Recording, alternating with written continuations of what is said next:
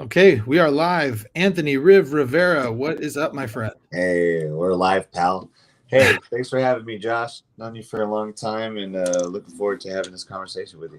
Yeah, dude, this is what I love. This is what I love about podcasting. Like, I've had some really cool podcasts so far. I've got to talk about all sorts of cool things, like a guy who's an expert in near-death experiences, and guys, in You said religion. experiences, as Yeah, in like yeah. more than one. Well, he was an expert in near-death experience, so he's done a lot of study on it. And Oh, gotcha, he gotcha. didn't Okay. personally have any, but it was cool to talk to those people and having an opportunity to, like, I interviewed Sean Kanan, who played Mike Barnes on Cobra Kai and Karate Kid 3, and like all these Oh, different that's cool. things. Yeah, and so it's been fun.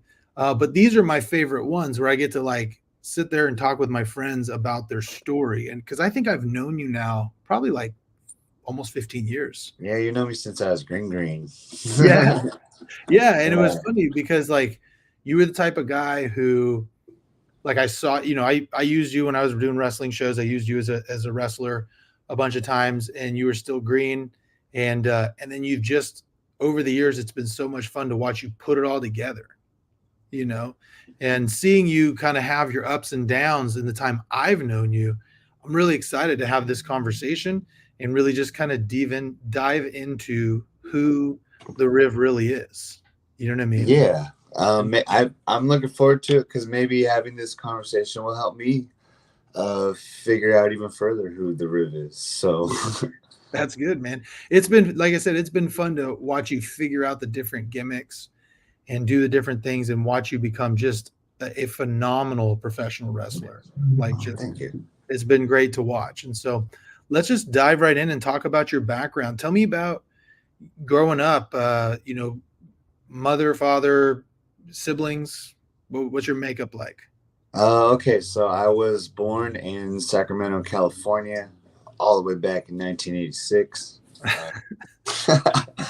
um, and my mom was 17, my dad was 18. So yeah, I am a product of teen romance. Um, and what's weird is like my pop started as like like he was super like stoned all the time, and he was delivering pizzas when I was like young, and Mhm. then I don't know what happened exactly. Something happened, and he like really became like a straight arrow, big time straight arrow. Mhm. My mom's more of like a free spirit type, and my dad kind of became like we used to joke around. He was like a Terminator because he'd really say stuff like affirmative, like to confirm, like yeah. He just became really just like black and white, yeah.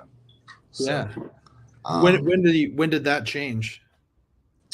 um, probably when I was probably like 8 or 9. Okay. And when I started school when I was 3 years old, preschool. My parents had me in private Christian school from the time I was in preschool all the way till middle school. Wow. Nice. Yeah, it's funny. The reason I ask is because my dad was like that too. My dad was pretty free spirited. He was Jewish, and then when I was 4, he got baptized as a Mormon. But he didn't. I mean, he kind of was in and out of actually practicing, and kind of lived a party lifestyle himself for a while. And then he just changed. He cleaned himself up probably when I was about 17, 18, and then Uh huh. just completely different person than he ever was. And it's just so interesting. It's just another example of it's never too late to change. You know what I mean? Yeah. Yeah. Exactly. Yeah. Now, your mom and dad, teenage romance, were they together? Were they ever married? Were they not? How did that work Uh, out? Never married. So technically, my last name is Rivera Smith. Oh, My dad's last name is Smith. okay. Um, I don't know. I just go by my mom's name because I know it's cool. Nice. So, but was your dad always kind of a part of your life? Or did he Yeah. kind of? Okay. Yeah. Yeah, he was there. I would live with my mom, and then I would go to my dad's on the weekends. Um, Okay. unless I was doing something with other family members and stuff. We I don't want to say like we were super poor. I always had like a Nintendo or a Sega. We always had food. But we lived in like South Sac, Florin Road, Little League Airport area. You know what I'm talking about? Like, yeah, those people who aren't from Sacramento area, that's the rougher area. South Sac is. I lived when I was in law school. I ended up moving to right on the border, like right off of the Florin Road exit of I-5, like Land Park. Like I was right on the border of Land Park and Meadowview. So it was so yeah, I'm familiar with the area pretty well. That's where my school was, bro. Was Meadowview. That's where I went to school. But it was a private Christian school. But it was in a black neighborhood. All my friends were black. I didn't have, honestly, don't think I had like a close white friend until I was in the military. Wow, that's yeah, really. How do your, I guess, worldview? Growing up like that, I can sympathize with people's struggles a lot more. I don't know, because I'm not struggling now, but I don't undermine anybody's struggles at all, because I know what it's like to not have stuff that you would like to have, and yeah. So that's a rougher neighborhood when you were a kid. I mean, were you getting into trouble, or were you kind of? I mean, you have by the way, I've met your mom a few times, and she's your mom is awesome. I don't know if I've ever met your dad. Nah, he doesn't really come to shows. Okay, yeah, but your mom is awesome. Yeah, she's great. My dad's great too. He's just kind of he has his new family now. That's a weird way of putting it, but I mean, he got remarried after I went off to the military. He met somebody and he married her, and he has 2 new kids now. So he's got all that going on.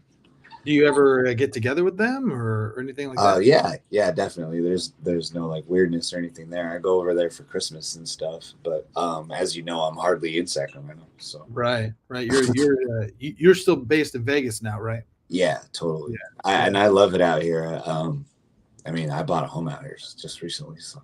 Yeah, and that's awesome. We're going to talk about that because that's quite the come up story. So now, do you have siblings other than your half siblings? Yeah. When I was 10 years old, my mom was seeing somebody, and she ended up pregnant with my sister.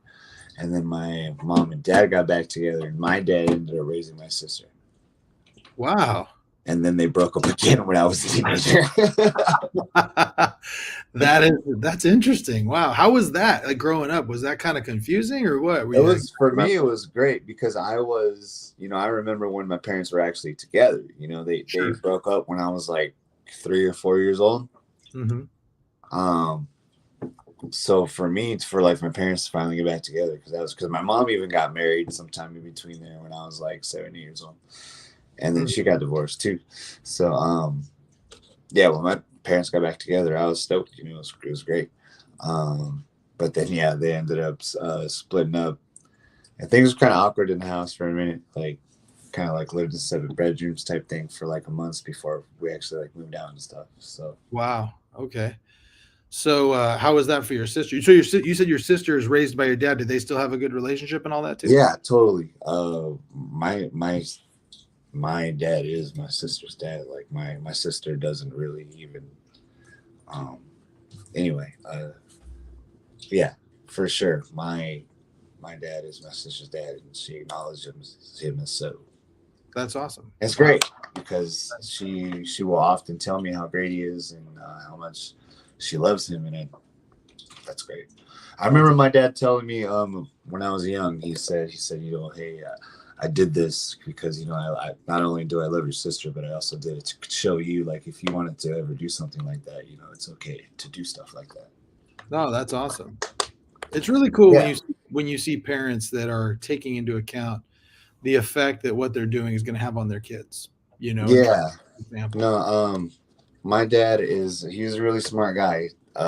Growing up, he was constantly reading and learning, and he was always trying to teach me something, man. But I was such like a knucklehead when I was a kid, and it was just wrestling. That was it. That was like what I was going to do. So I didn't want to. I don't want to like learn anything like that he ever wanted to teach me, because it's like, yeah, whatever, Dad. I want to be a wrestler. Like, When did that start for you? my whole life, I've wanted to be a wrestler since as far back as I can remember. Oh, really? You know, that's Yeah. funny because I'm the same way. But the thing that was funny for me was when I was a kid, like young kid, like 4, 5 years old, and I started going to wrestling matches with my aunt and my dad and different people. I was like, no way I want to get in the ring with like some 500-pound Andre the Giant or something. I'll get smashed. And then when Yeah. they finally convinced me that it was fake, then I was like, well, I could totally do that then. And I was like, I mean, you know, if it's all show, then like I can do that. Yeah. And then that's what it was for me. So do you just always remember wrestling be around? Who turned you on to that? My dad was a huge Macho Man fan when I was a kid. And he would take me to whenever they went to Arc Arena in Sacramento, he'd take me, you know, so I got to see like Ultimate Warrior. I got to see Hogan versus Earthquake.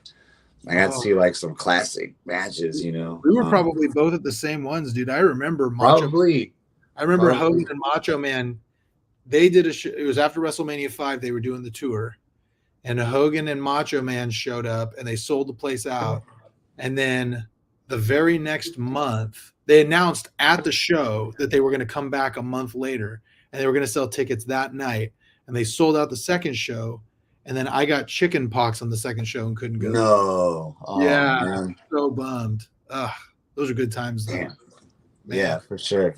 Yeah. So who were one of the questions that was asked? I always ask people, you know, before the podcast when an announcer's coming on, if they have questions. One question that came through was, who are your wrestling influences? Okay, so my biggest wrestling influences, like I have a bunch, but my top two for sure, Shawn Michaels and Undertaker. Oh, okay. Which is like cool for me because I got to kind of incorporate both into what I do now. You know, Nice. Got to be very flamboyant but kind of creepy at the same time. Right. No, that's cool, man. So yeah. So are you more of would you consider yourself more of a classic like 80s wrestling fan, a 90s kind of attitude era fan? Where do you kind of fall? As far as like entertainment value goes, I think attitude era probably like wins that one. But as far as like work goes, my favorite era for work is actually the Ruthless Aggression era. Oh, okay. I mean, we're talking Benoit, Eddie Guerrero, Matt Hardy, Rey Mysterio, Triple H, The Rock, Stone Cold was still in there. Brock Lesnar was just getting to start. Like, there's so much good work in that era. Like, sure. WrestleMania 19, that card top to bottom is amazing. Yeah, yeah, that was a great card, man. That was the one where it was Angle and Brock at the main event, right? Yeah, yeah. Brock was the shooting star press. I mean, you know, Brock Lesnar landing on his neck aside the whole show is pretty amazing. Yeah, and when he went up for that, I knew it was coming because I had seen the videos of him doing that in OVW. And you could see him kind of stutter step before he jumped. He realized. I think he realized that I could tell when he was watching, or when I was watching it live, that he could tell that Kurt was too far out. It was pretty far out for a shooting star. Like, right, he's like halfway through the ring, and I'm like, yeah, do that. Yeah, that was crazy, man. That was fun. So, you mentioned, we were talking off air, you actually started training when you were like 16. I started training with Big Ugly and Flacco Loco at the Colonial Theater. Nice. What year was that? That was 2002 or 3. Okay. I think 2. And then I trained until it was time for me to go to the military, because I joined the military when I was 17. Man. So question, was that during the time? I remember they did one of their anniversary shows and I went to the show, and the main event was like a 4-way death match. And it was CJ, Luster, and Beto Cruz, and I want to say Mike Rain, maybe. Yeah. That was the Japanese death match. I actually was one of the. There was 3 refs in that match. I was one of them. I was one Oh of the yeah. outside refs for that match. That was insane. Like that was some fucking crazy heavy shit for a 16-year-old man. Dude, that was the first time I'd ever seen. I saw that was the one where I think CJ took the weed whacker. Yeah, he took a lot of shit in that match, actually. Yeah, I saw him get. Luster was pelting him with the staples and with a staple gun. He had a staple gun and was stapling him all over the place. And Lester bombed him off of the stage onto like some tubes that were just sitting on the concrete. Yeah, the tubes were meant to break his fall. Man, that's my trainer though. Hey. Yeah, I remember seeing that and being like, "That guy is insane." That's crazy. Ugh. Yeah, I remember I went to go pick him up, and he was like, "Take me to the back." And I remember he was supposed to go over. I had no idea they were gonna do the angle where like you carry him out and he fucking comes back later and kicks everyone's ass. Which actually it doesn't end up happening because I'll explain. So I guess his hip is like fucked. He can't move, and he's like, "Take me to the back." And I'm like, "Aren't you supposed to go over? Like, do you want me to pass a message to any of the other guys in the match? Because like you said, it was a 4-way." He goes, "Take me the fucking back." So I have to drag his fucking, because he can't use his legs, and drag him into the back. And I look at Flacco and I'm like, "So who's going over now?" And Flacco looks down at him and he goes, "Him." And I'm like shitting bricks because I feel like I need to like pass some message and no one's telling me anything. So I go back out there and then, 5 minutes go by or whatever. And CJ comes back out with a weed whacker. Like he's going to clear house. And then he gets cut off. And then Lester uses the weed whacker on him. Yeah. Oh, man. That was, like I said, that was the first time I'd ever seen that because I was on a mission for my church from 2000 to 2002. Oh, God.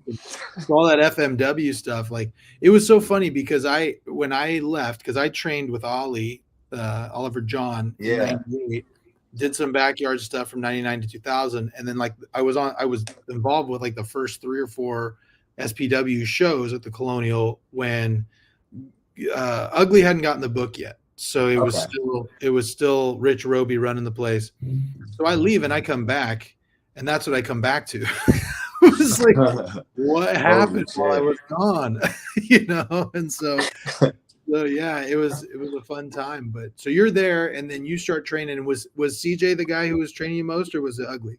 No, at that time it was Ugly and Flacco were the trainers. I was training underneath them, and then I didn't finish my training because I joined the military. I needed something to do because I graduated college, and by that point, I had lived with my mom like throughout my whole childhood, and then the last few years of high school, I moved in with my dad.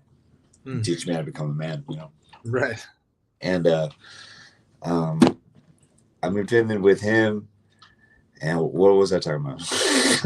You're talking about joining the military. So you move in with your dad, and yeah, like what is it that got you to go through the military? Yeah, because he was like, when you turn 18, something needs to happen. You either need to write a check or move out. That's what he told me. Because like I said, he was a fucking straightforward guy. Right. So that was my plan. I just joined the Navy because I was a big fan of Top Gun. Really? Was that what I swear to God. I was like, I love Top Gun. And I had wanted to be in the Navy like my whole childhood because of Top Gun. So nice. What was your initial plan? What did you want to do? That was kind of always it. I always wanted to be a wrestler, and I always wanted to be in the Navy. Did you want to become like a fighter pilot, or you just wanted to be in the Navy? I just wanted to be in the Navy because I wanted the college, and I just wanted I don't know, honestly I was young and I was just like, hey, if I join the Navy, I'll be financially taken care of, and I could party.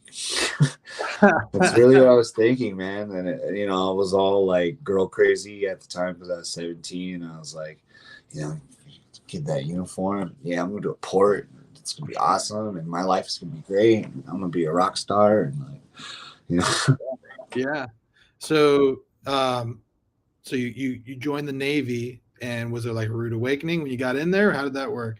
Yeah, I mean, don't get me wrong. I knew about like boot camp, and I knew that was gonna be, what boot camp is and all that good stuff. But then like nothing could have prepared me for what the fleet was gonna be. It was just like, so okay. I don't want to completely shit on my Navy experience, but like, when we're there in port, I was an OS, operations specialist. Our job is to radar navigation, stuff like that, air radar.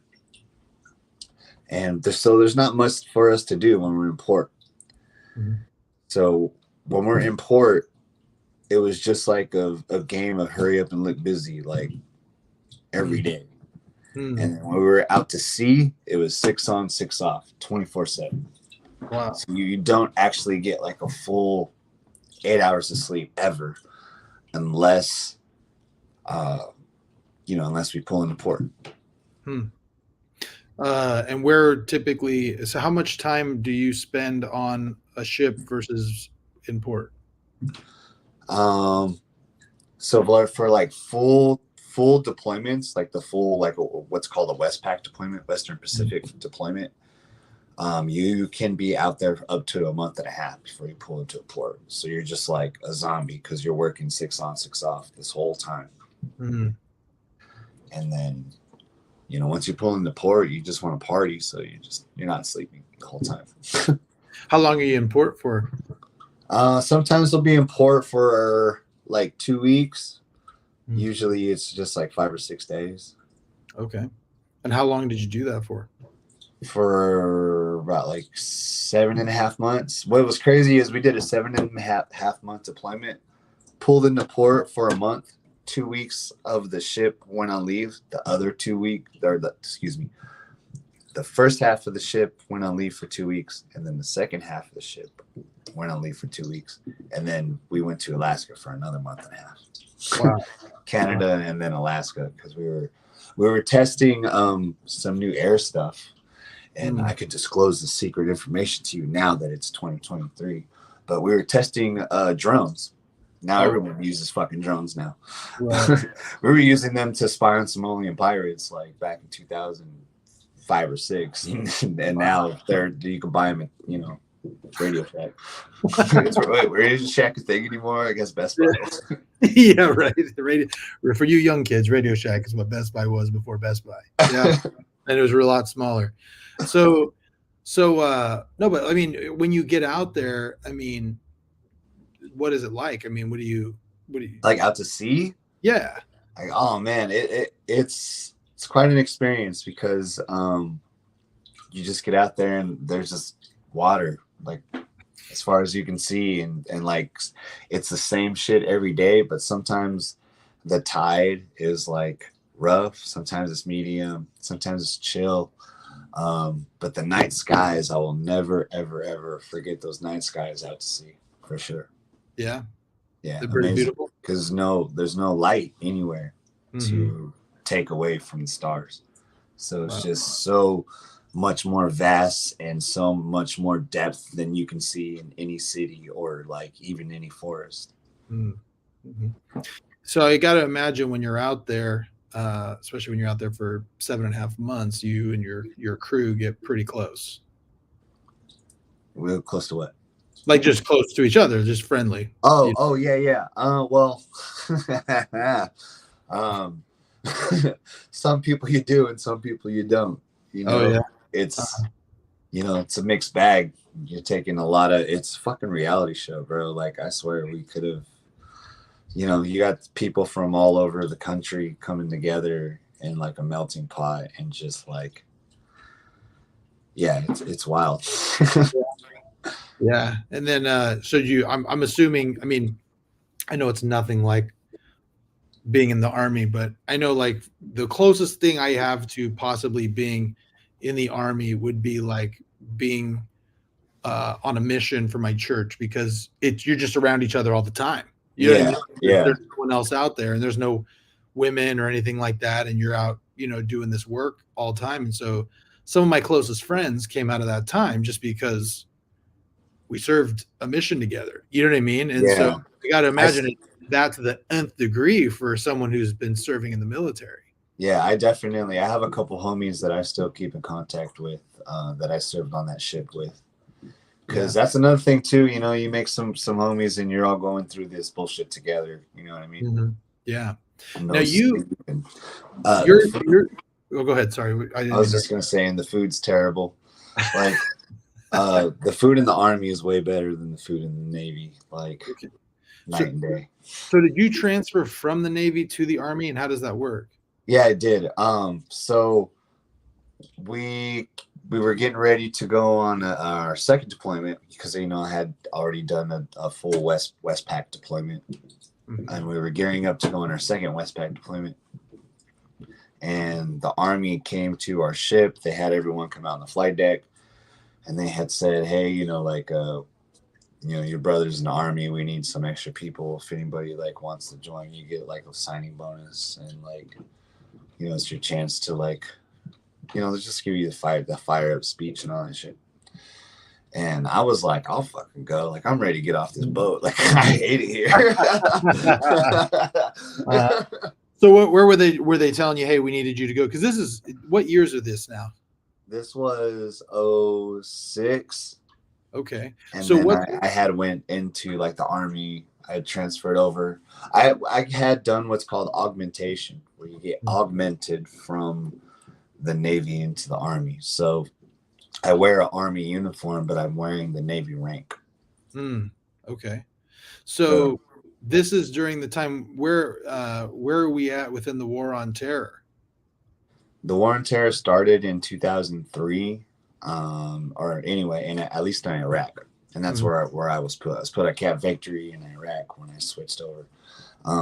The process was, they came to the boat, they asked who wanted to volunteered, did all this paperwork and stuff, transferred over.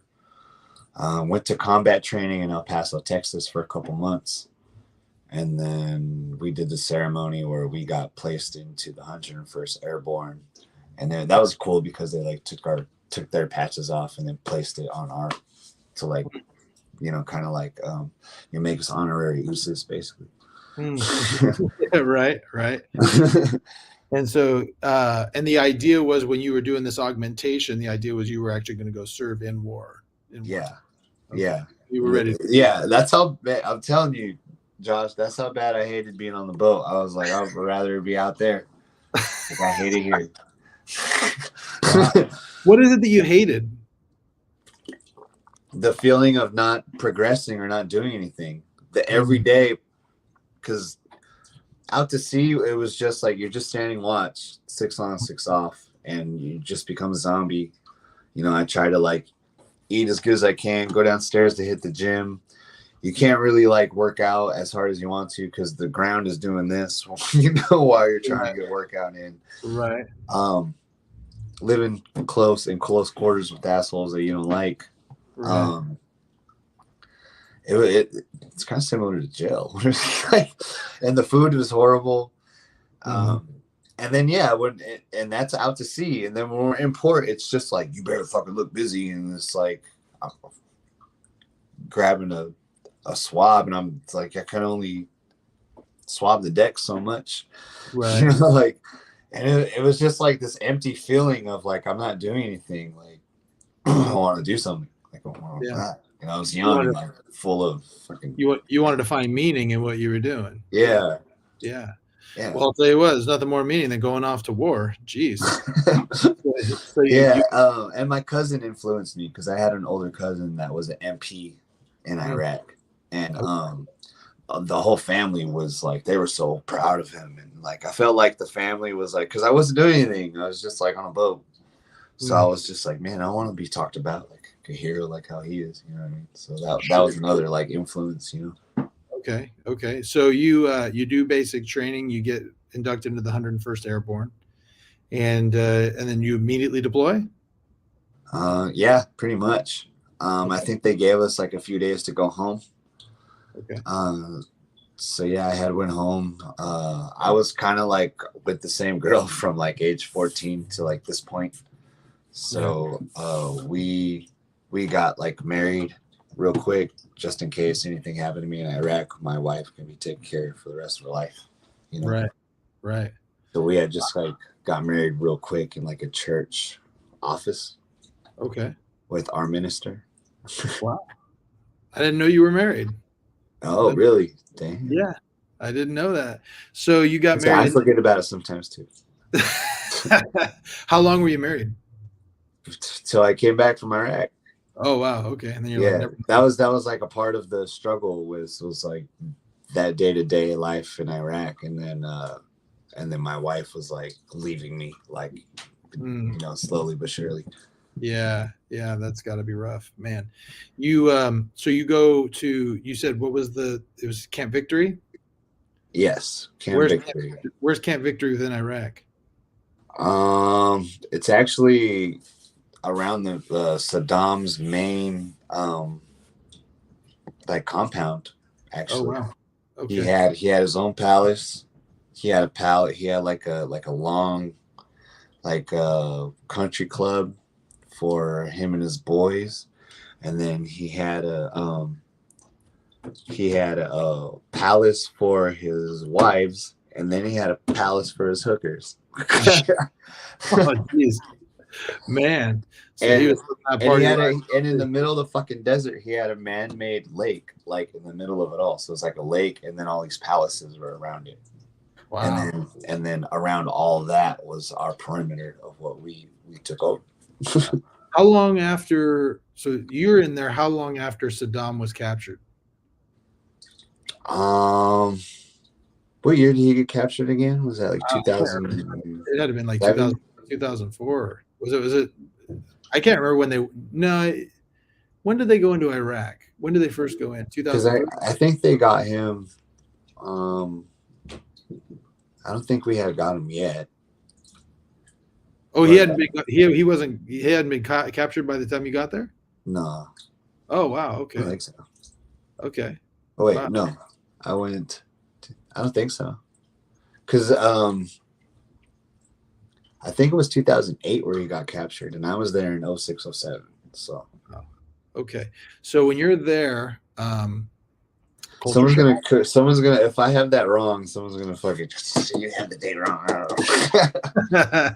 That's okay. That's okay. Well, so I'd Google it, but I'm using my phone right now to I talk to know you. I was thinking about googling it too, but it's fine. We can just keep going. So you're culture shock when you get there. What's it like? It's fucking hot. Uh, that's yeah. They had brought us to Kuwait to like train up a little bit just to like get used to the heat, but it was just like, bro, every day it was just like, which is funny because now I live in fucking Las Vegas, but like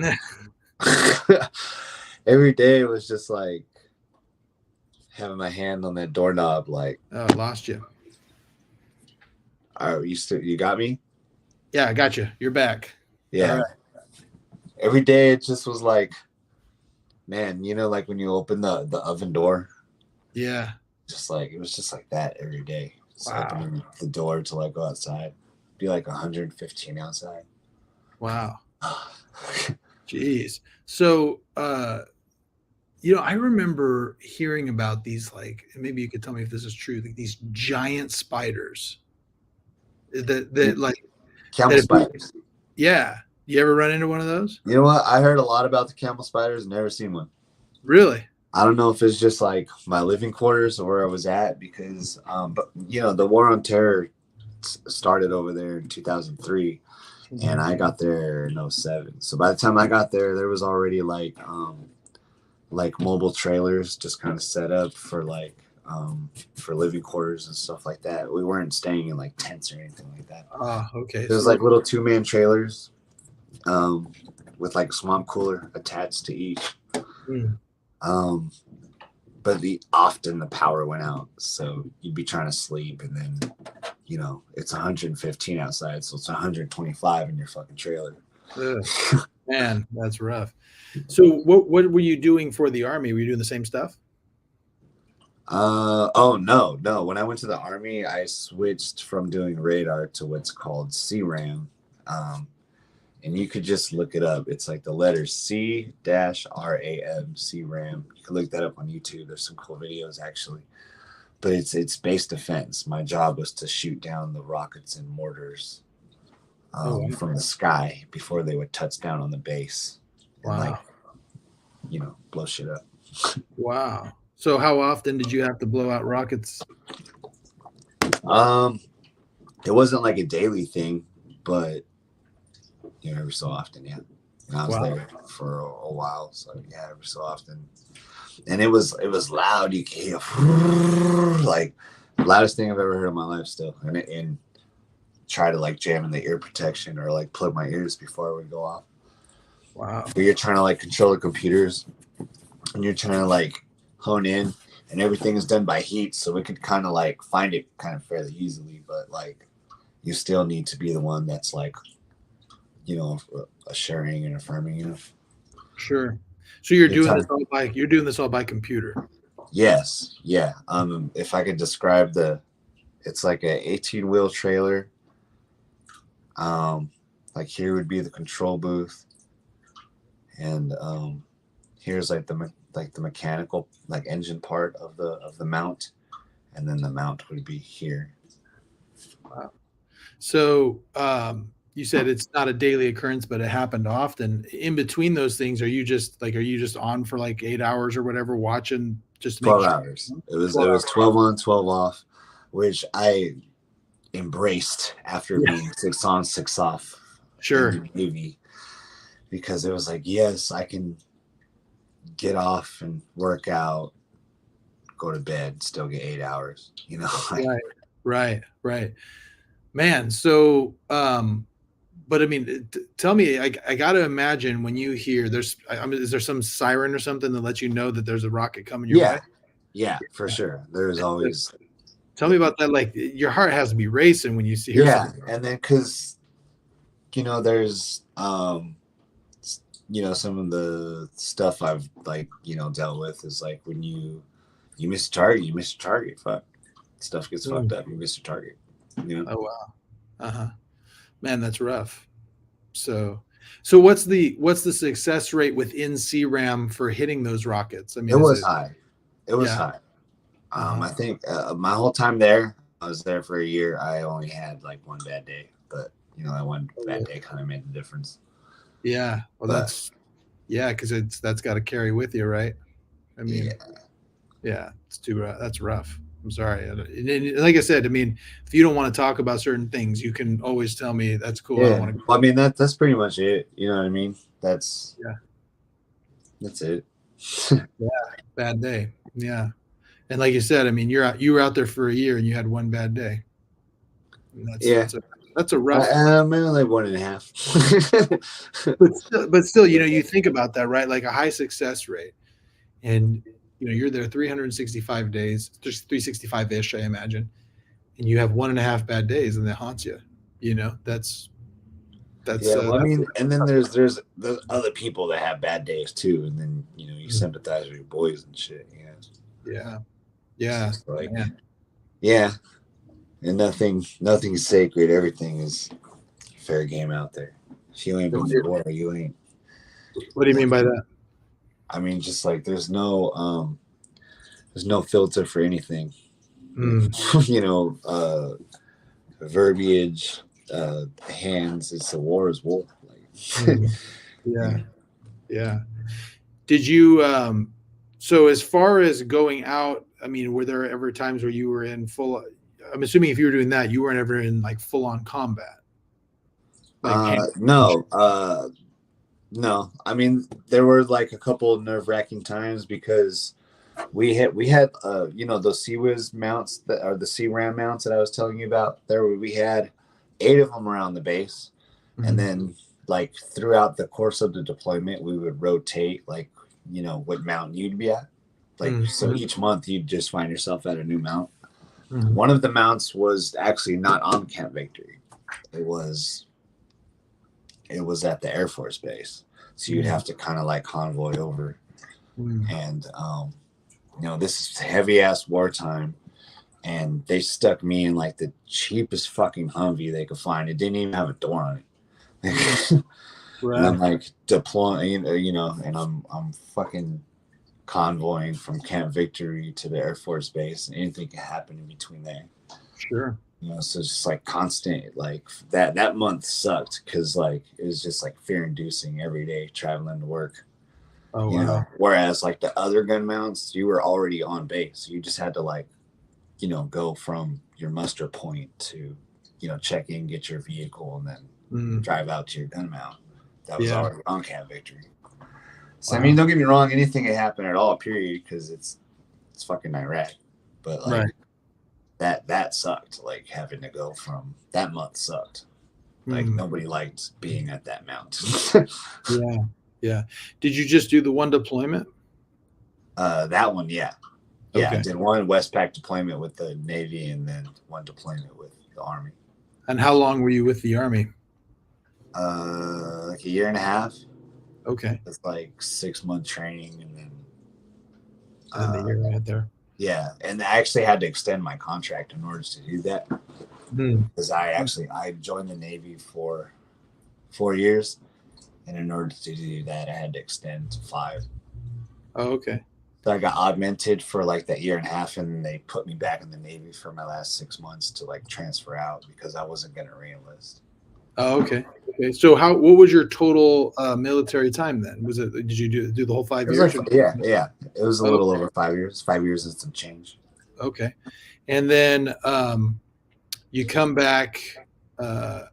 Tell me how life changed when you came back. I got to imagine that wartime kind of changed you a bit. Yeah. Like way more anxious. Yeah. It was a firecracker too. You know what I mean? And I started drinking a lot. Yeah, when I came back, that's when I really, really started drinking. My wife had left me while I was there, so by the time I came back, she was already like kind of gone. So I was just really into like drinking and like trying to get laid all the time. Okay. So what was it, if you could give us you can go as broad or as deep as you want, it's up to you, but what was it specifically that induced you to drink so much? Was it the wife leaving? Was it the the day and a half that was bad? Was there something else?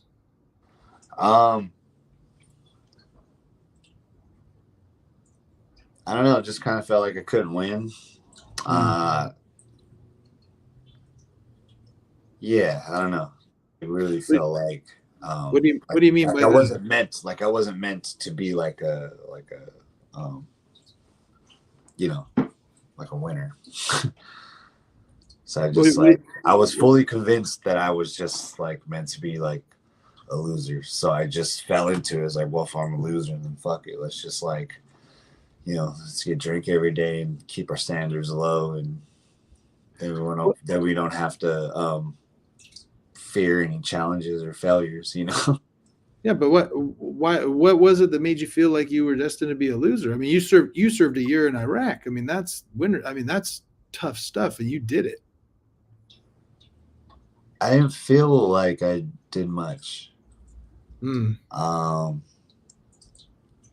think my cousin that was an MP, like he used to make fun of me because the time in war was like way more harsher than mine.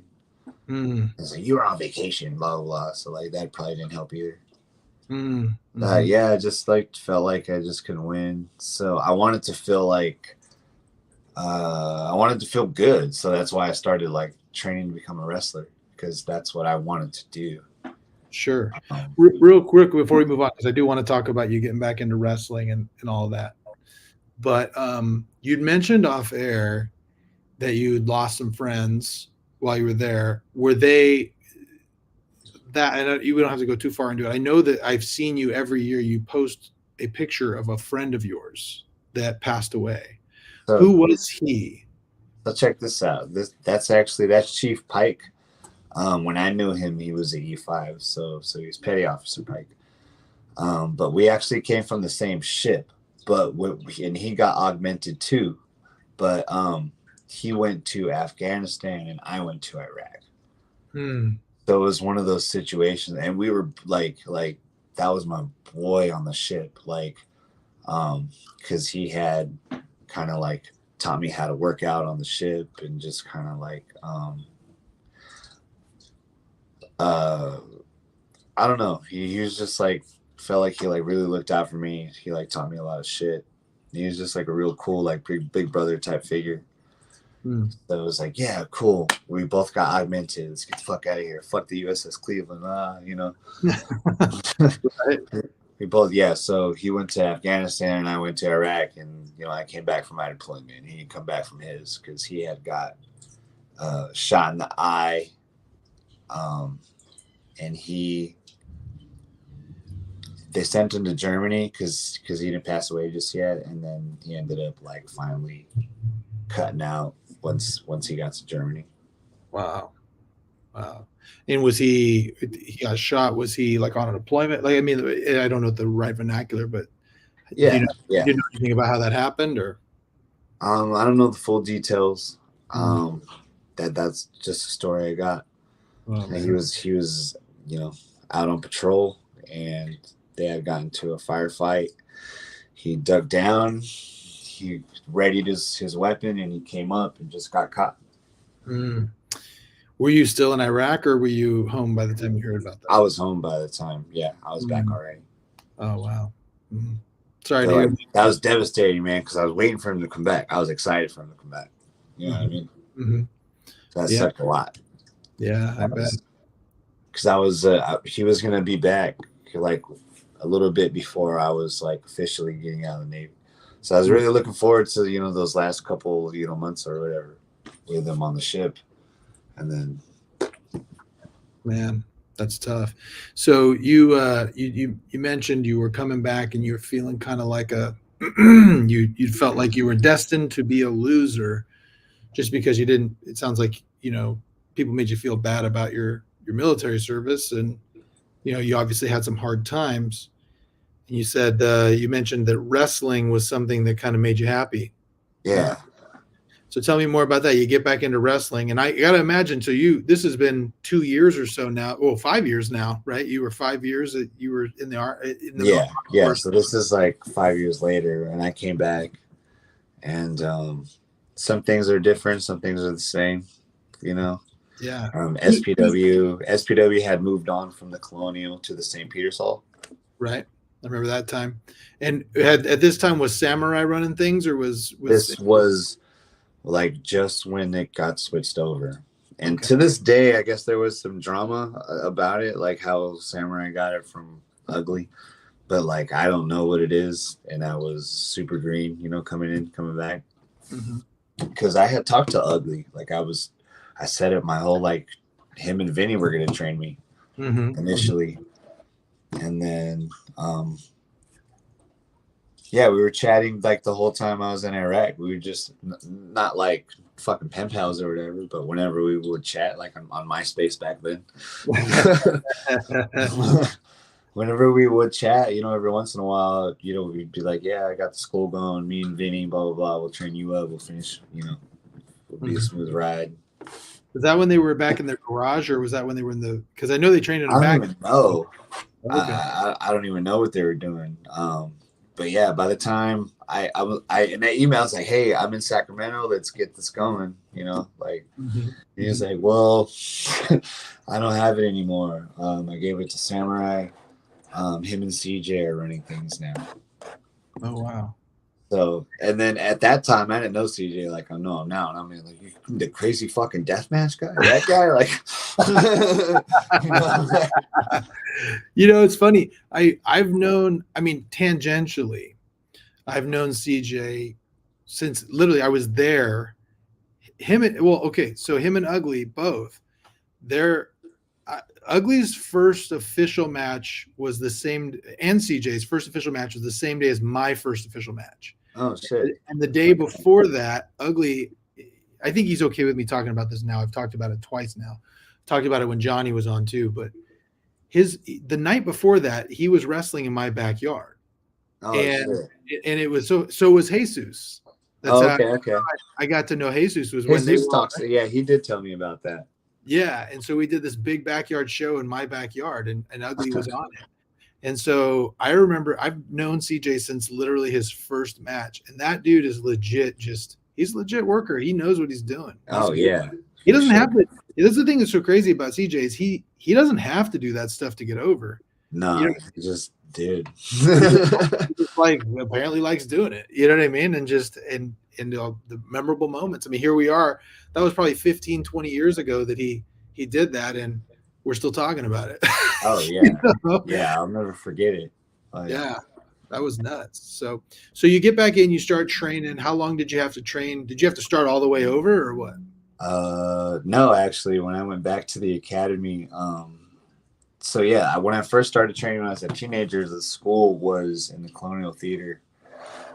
But like when I got back, fucking the ring was just like halfway put up in CJ's backyard, and we have to like halfway tear it down at the end of every camp.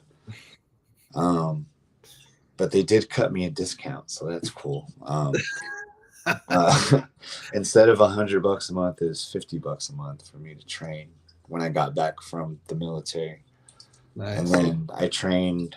I did like retain some knowledge from my previous training, so I trained from June to November, and then I can't remember the exact date.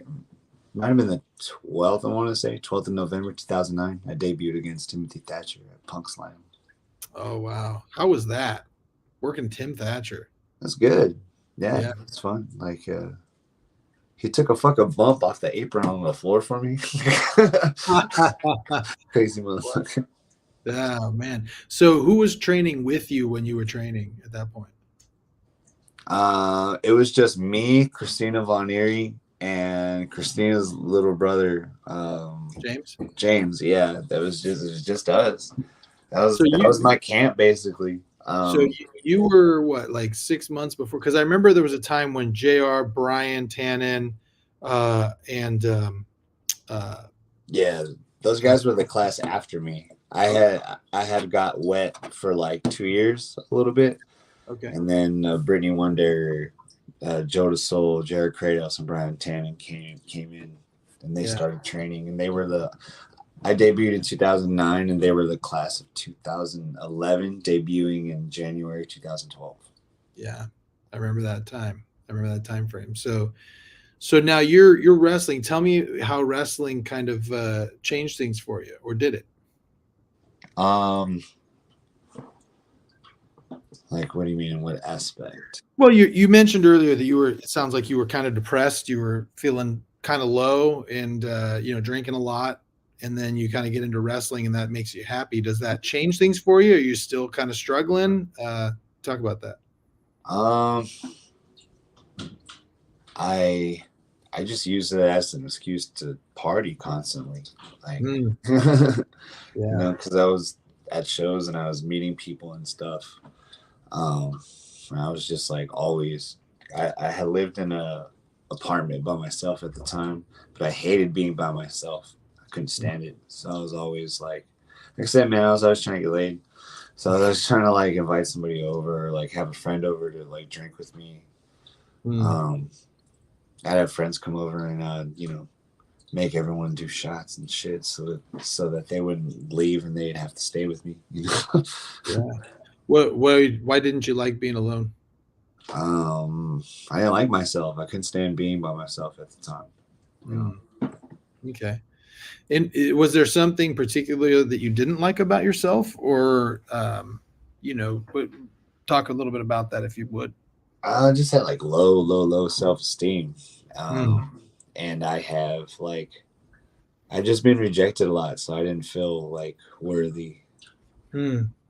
Rejected by who? Just like my wife. I never really felt like I was ever like super good at anything, so nobody really ever like praised me. I can never complain about anything because boys don't fucking cry in my family. Yeah. Yeah, that's it. Man, that's rough. Yeah, I mean, I got to tell you, I know like divorce is hard, dude. I mean, that's rough. And I got to imagine. I don't know what the divorce, what the divorce was about. I mean, you're gone, so Lord knows what Yeah, she's doing while you're gone. You know what I mean? And yeah, exactly. And you're going through everything, and you're already going through stuff because you're there. And yeah, dealing with that, and then I mean, I got to imagine there's also a level of you're out there defending your country, defending freedom, and she doesn't care. yeah, that's what I mean. Yeah, just like stuff like that. It's just like I'm trying so hard to be because I'm already in Iraq because like I don't feel like I'm getting any kind of like praise for my Navy service. So maybe if I go to war like my cousin did, maybe I can get some praise like the way he is, Yeah. But then I go, and then my wife fucking leaves me. So I'm like, dude, I'm Right. trying my best here so I can like, you know, Yeah, and that's it's so interesting you bring that up because we talk about mental health, and I got to imagine would it be fair to say that even before you went into the army, that you had this kind of like inferiority complex, kind of like you just kind of didn't feel like you were enough? yeah, definitely, like for sure, Yeah. for sure. Yeah, I probably didn't even hone in on the fact that I had an issue with like that and being rejected until 2017, which is only what 5 or 6 years ago. Yeah, right. So, And it's interesting when you think about that stuff because yeah, when you're low and you have low self-esteem and you're feeling like you're not enough, you seek external validation so much. that's it. That's exactly why I was always like trying to get laid and always trying to have people over and like Mhm. you Mhm. know try to Right. buy the next whatever so someone can think that it's cool. Uh-huh. Right. Now, I remember you during this time, and I remember you were working, you were trying to figure out gimmicks. Uh, there's a question here um, about who your favorite opponent to wrestle is, but well, let's start there. That was a question. Who was your favorite opponent to wrestle? Like at the time or of all time or what Let's do you start. Let's start with the time, and then let's talk about all time. see back then? Yeah. Jesus Cruz. Man, I loved working Jesus Cruz. I had a lot of bangers with him, and my favorite part was like everybody else didn't like to work Jesus Cruz, so I was like, "Cool, give it to me. I'll have a fucking banger with him." So like we had bangers at like we at SPW, UCW, DMW. Like we worked everywhere. We fucking made a loop out of our match basically, and You know, our match was just fucking snug fest. yeah. That's pretty much it because we were best friends. You know what I mean? So we just You, go out there and we just chunk them. I don't even think we hardly ever called anything. what's funny about that is, so I told this story when I had Derevko on. Um, when I first started SWF wrestling, I called up Derevko and I was like, "Hey, I'm starting a wrestling promotion. I want to check out some of the talent. Where should I go?" And he's like, "Come to DMW and Martinez." And I was like, "All right." And so I show up, and I mean, you remember what DMW was like? I mean, it was just like Yeah, a yeah, boys and girls club, and the ring was kind of trashy. You know what I mean? Like it did not have a great setup, but I sat down with a buddy of mine and I'm like, I told him, I go, because he wasn't involved in wrestling at all. I mean, he liked wrestling, but he wasn't involved. And so I go, "Hey, man, tell me when you see something you like." First match out the gate was you and Jesus. Oh man. And it was funny because I saw Jesus come through and I'm like, I know that guy. You know what I mean? And then you came out and yeah, you guys had a really good match. And I remember Joe, Coach Joey Nuggs was there and you kind of played to him a little bit. But anyway, I remember seeing like my friend telling me he's like those guys could go, and that's that you were one of the guys I booked. You and Jesus. Yeah. So you liked working Jesus Cruz. How about all time? Who was one of your favorites? All time, I think I would say that the absolute, beside like death matches aside, like the first Mhm. like straight laced traditional wrestling match that I've had is probably against Mike Hayashi at the Virgil Flynn tribute show. Oh, yeah, I remember that show. Fucking went like, we went like 25 or some shit, Mhm. and just, yeah. Had a good time. Left it all in the ring that night, and I'll Yeah. never forget that one. Death match wise, me and Drake Younger had probably like one of my favorite death matches ever. Also, to his credit, Joe Soul. Me and Joe Soul had a banger death match at Hood Slam as Street Fighter characters. Who are you? I was Akuma and he was Ken. Nice. Awesome. That's fun. So now I remember you also doing the tag gimmick with Levi Shapiro, the Circumsexy, Yeah, together for you guys were a lot of fun. yeah, that yeah, we were actually the longest reigning tag champs at BMW, and every show was just like figuring out a new way to like shenanigans, you know. Like, Sure. you know, we worked like old school, so a lot of the veterans liked working us. Because we weren't really into like fancy moves and shit. We just wanted to like beat people's asses and like be douchebags and get heat. Mm-hmm. So we got over with like the veterans pretty good. Mm-hmm. So we got to learn from like some cool veteran tag teams like the Cuzzies. We worked some bad tag teams too though, because you know DMW did some work with like some other guys that weren't the best.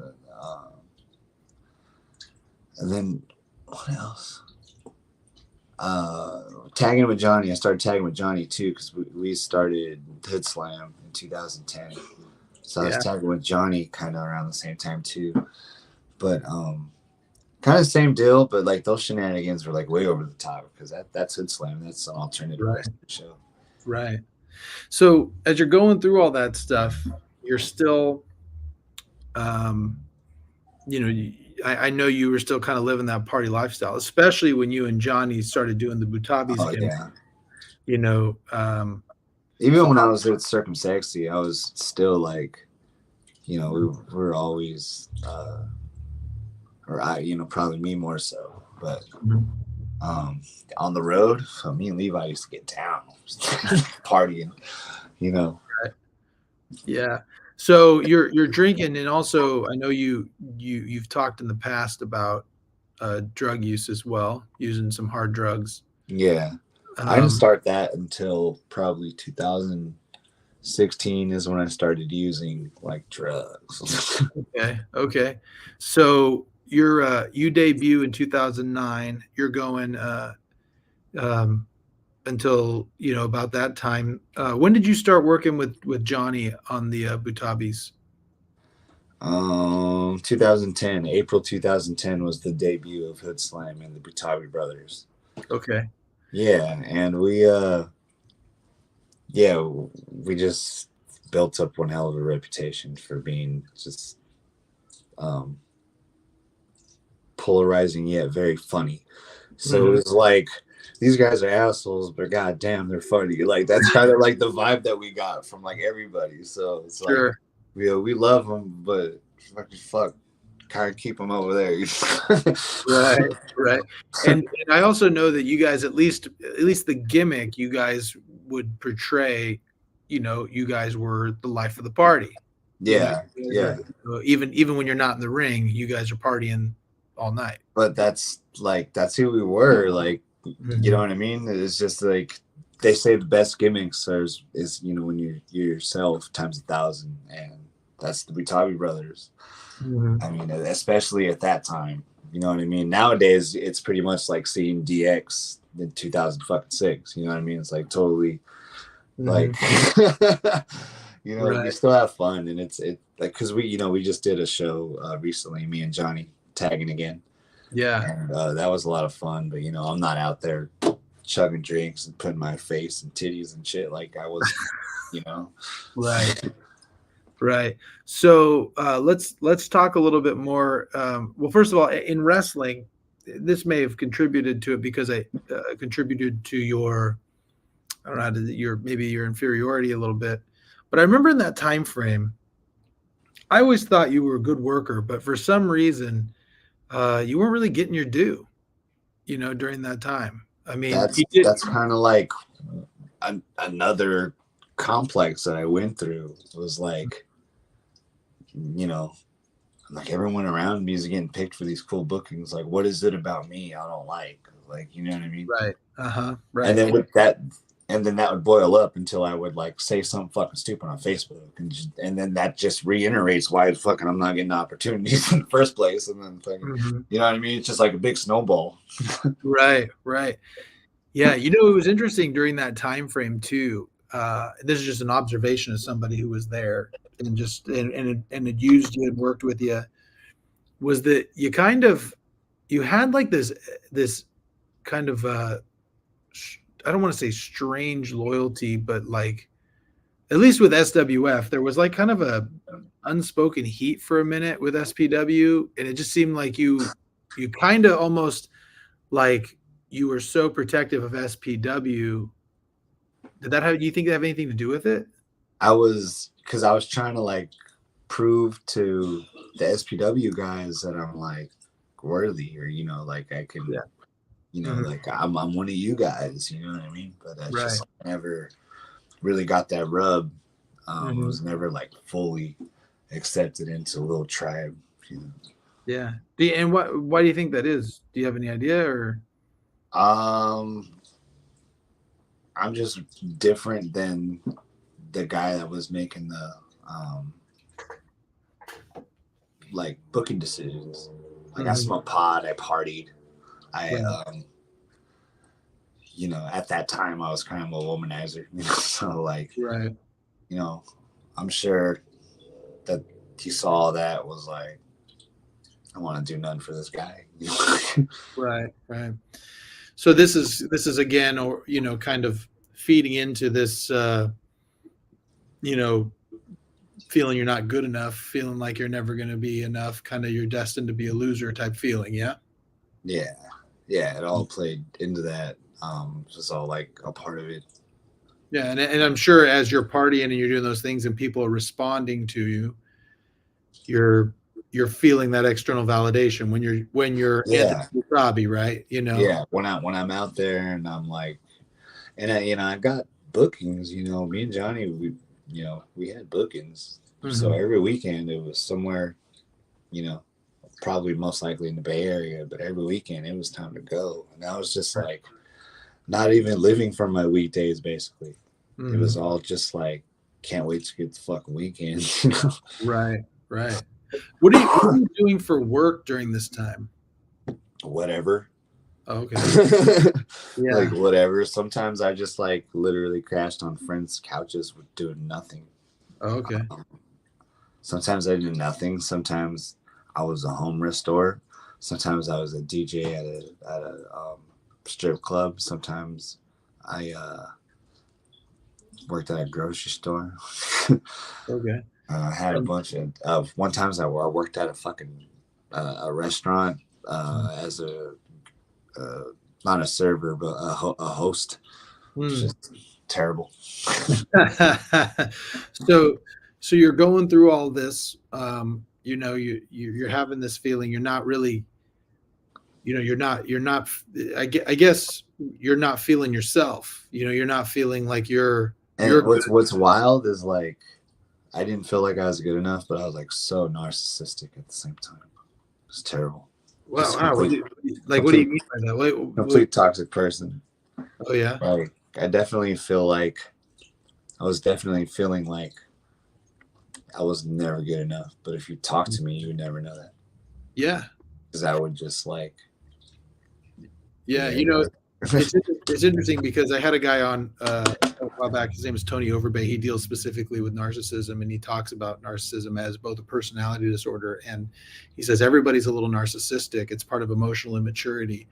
When they do that because they don't want you to see within, because if you see within, they're going to be they know that if you saw the real, like they are afraid that if you see the real them, that you're not going to want to be around. Does that make sense? And you know what's ironic about that is I find that once I tapped into my true self, I just became like a light, and now, you know, yeah, people do want to be around me. Yeah. Well, that's cool, and we're gonna get there. So let's talk about where you start. Let's go to 2016. So you're partying. You're starting to do some hard drugs. You're Oh yeah, I had a stripper girlfriend at the time, and she also had a pretty like addictive personality. Mhm, So we did a lot of drugs, mhm, and drank a lot, mhm, and that relationship just got like more and more and more toxic. mhm. And then, Did you meet her when you were the DJ? Is that yeah, okay? that's how that stripper DJ romance. You know, And you um, guys ended up together, and that's how long were you with her? I was with her for about a year. Okay. But then I was living. I had a roommate at the time. I was living with him, and she was over a lot. And then me and the roommate got into it. So then, like, I ended up moving in with my mom, and then she ended up coming with me to move in with me and my mom's place. And I'm 30 at the time. Like, it was awful, dude. Like, so Right. cringe now, Uh-huh. and yeah, so cringe now. Man. And then, yeah, my mom was letting us live in her house, and we would still like go off in the middle of the night to a bar to have some drinks and like drive drunk back home. Like, it was, Wow. man, bro. Yeah. Yeah. And you look back at I'm that. like talking You're like, about her now, and I'm like, man, this is unsafe. yeah. Yeah. It's funny when you look back at things, you know, good things or bad things that you do, or things that happen to you. Yeah, You look back and you go, man, that was crazy. you know? I mean, look at, like I said, I mean, I make no bones about this, but like, my dad was a drug addict, and he's been clean for 25 years. uh-huh, And if you talk to him about the things that he did, like, I'm sure he looks back and goes, geez, what was I doing? You know what I mean? Like, crazy. It's craziness. But it's interesting. Again, like, I've heard a number of different therapists say addiction is really more about an escape from some sort of, it's escape hatch for something else going on, right? It's a unhealthy coping mechanism, and it sounds like yeah, for you, what it was. So totally. so Good time. so let's talk about you've been going down this road. Sounds like since you got out of the army, it was slowly getting more and more out of control. Now where is your rock bottom? So one night, I wrestled. Me and Johnny we were chugging a bottle at the show. Then I drove home. I drove up, me, my girlfriend, and him. I drove us from like the fairgrounds where we were like drinking a bottle. Drove us like 2 towns over to Atwater because we were gonna crash at his place. We're still chugging this bottle. Um, and then yeah, me and my girl at the time ended up getting into it. I was completely blackout drunk. Um, but yeah, I guess we got into it, and I ended up in jail. Wow. Um, You were in jail in Atwater, Merced? Where did you end up in jail? I ended up in Merced County, and Wow. that was like, I think I had got arrested on a Friday, and like, I don't know, for some reason I couldn't see a judge for like a whole fucking week. Hmm. So yeah, I was just in there for a whole week, man. So did And you mentioned you were blackout drunk. What is the first thing you remember as you're coming out? I woke up. Well, I was awake. I was awake, so I was like coming to, and then I'm like, oh shit, I'm like arrested. Uh-huh. But I was awake. Does that make sense? Like, I didn't Yeah. wake up. Like, I was already awake, and I'm just like aware now. I'm like, Oh, oh shit, like, oh. man, what happened? Um Did you have any idea why you were arrested at the time? Yeah, I knew where I was the night before, and like I'm like, yeah, it had to be because because my girlfriend always was like testy whenever we get too drunk anyways. So Mhm. you know what I mean? It Mhm. just got like progressively worse. Mm. So you end up in Merced County. Tell me what that experience is like. Um, it was similar to being in the Navy actually. um, you get there, you get all naked, they give you stuff that you know you want to wear or that they want you to wear, and then you get your little pillow and your blanket, and they take you to where you're going. Now I'm thinking that like jail is like individual cells with like one or two dudes per cell, but Mhm. where I got taken at Merced County, it was like just a big like dorm room Mm. with like, you know, there was bars on the windows and stuff, but yeah, it was just like it was similar to, it was a barracks. It was a fucking barracks. Mm. It was a barracks with bunk beds, just like in the army. Mm. It was very similar to when I was in combat training. We Mm. just weren't allowed to like go outside. You know what I mean? Just had to Mm. stay in there. Which, Mm. you know, in the army, in some cases, they just tell you that anyway. So. But I mean, how are you feeling at the time when you're in there? I mean, what I was feel horrible because you know, I know that like my reputation's ruined now. I know that like I got nothing. Like I don't own anything. I don't have anything. I live at my mom's. I'm in jail. I'm disappointment to my mom, and I'm pretty much everything that I ever thought that I was in the first place. mm, wow? So it just becomes kind of like this self-fulfilling prophecy Yeah, thing. Yeah. So you you're spending that week in jail. Was there a moment of clarity during that? Is there someone come and visit you? Is there someone talks to you? How does this I work? was like, I remember thinking like I'm fucking tired of this. Like I'm so tired of like struggling and like just tired. I've had it. I'm tired of everything. When I get out of here, I'm gonna like make a change. You know, I'm gonna start changing. Like I was already fired up to do it, and then I was already kind of fired up myself to make a change. But then the fact that like, um, you know, Super Beast, like my homie, my mother, and my sister, like those three, and Joe Soul to his credit, CJ. I just had like some really good people that still like, even though they knew that I was like, you know, complete fuck up at the time, they still were like, were they still believing in me. And I was like, that was powerful. Because Mhm. I was like, how can y'all like I haven't done it, I have done nothing to make you guys believe in me. Like what makes you think that that I'm capable? You know what I mean? Sure. Um, so I was fired up to make the change. I just didn't really know how to go about doing it. Then you know, I was friends with Super Beast. He kind of had some of the stuff that I wanted. You know, he had his bills paid.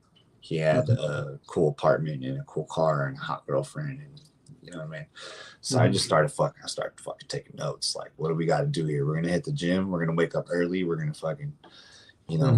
we're gonna work a job and have side hustles. Like, okay, like fucking, you know what I Yeah. mean. So I just started getting to work, and then after I accumulated so many days of putting in work, then I started to actually like almost impress myself. Like, wow, for this long now, I have been waking up early, hitting the gym, going to work, and then doing something to like either learn something or make some kind of side money. Like after all that, Yeah.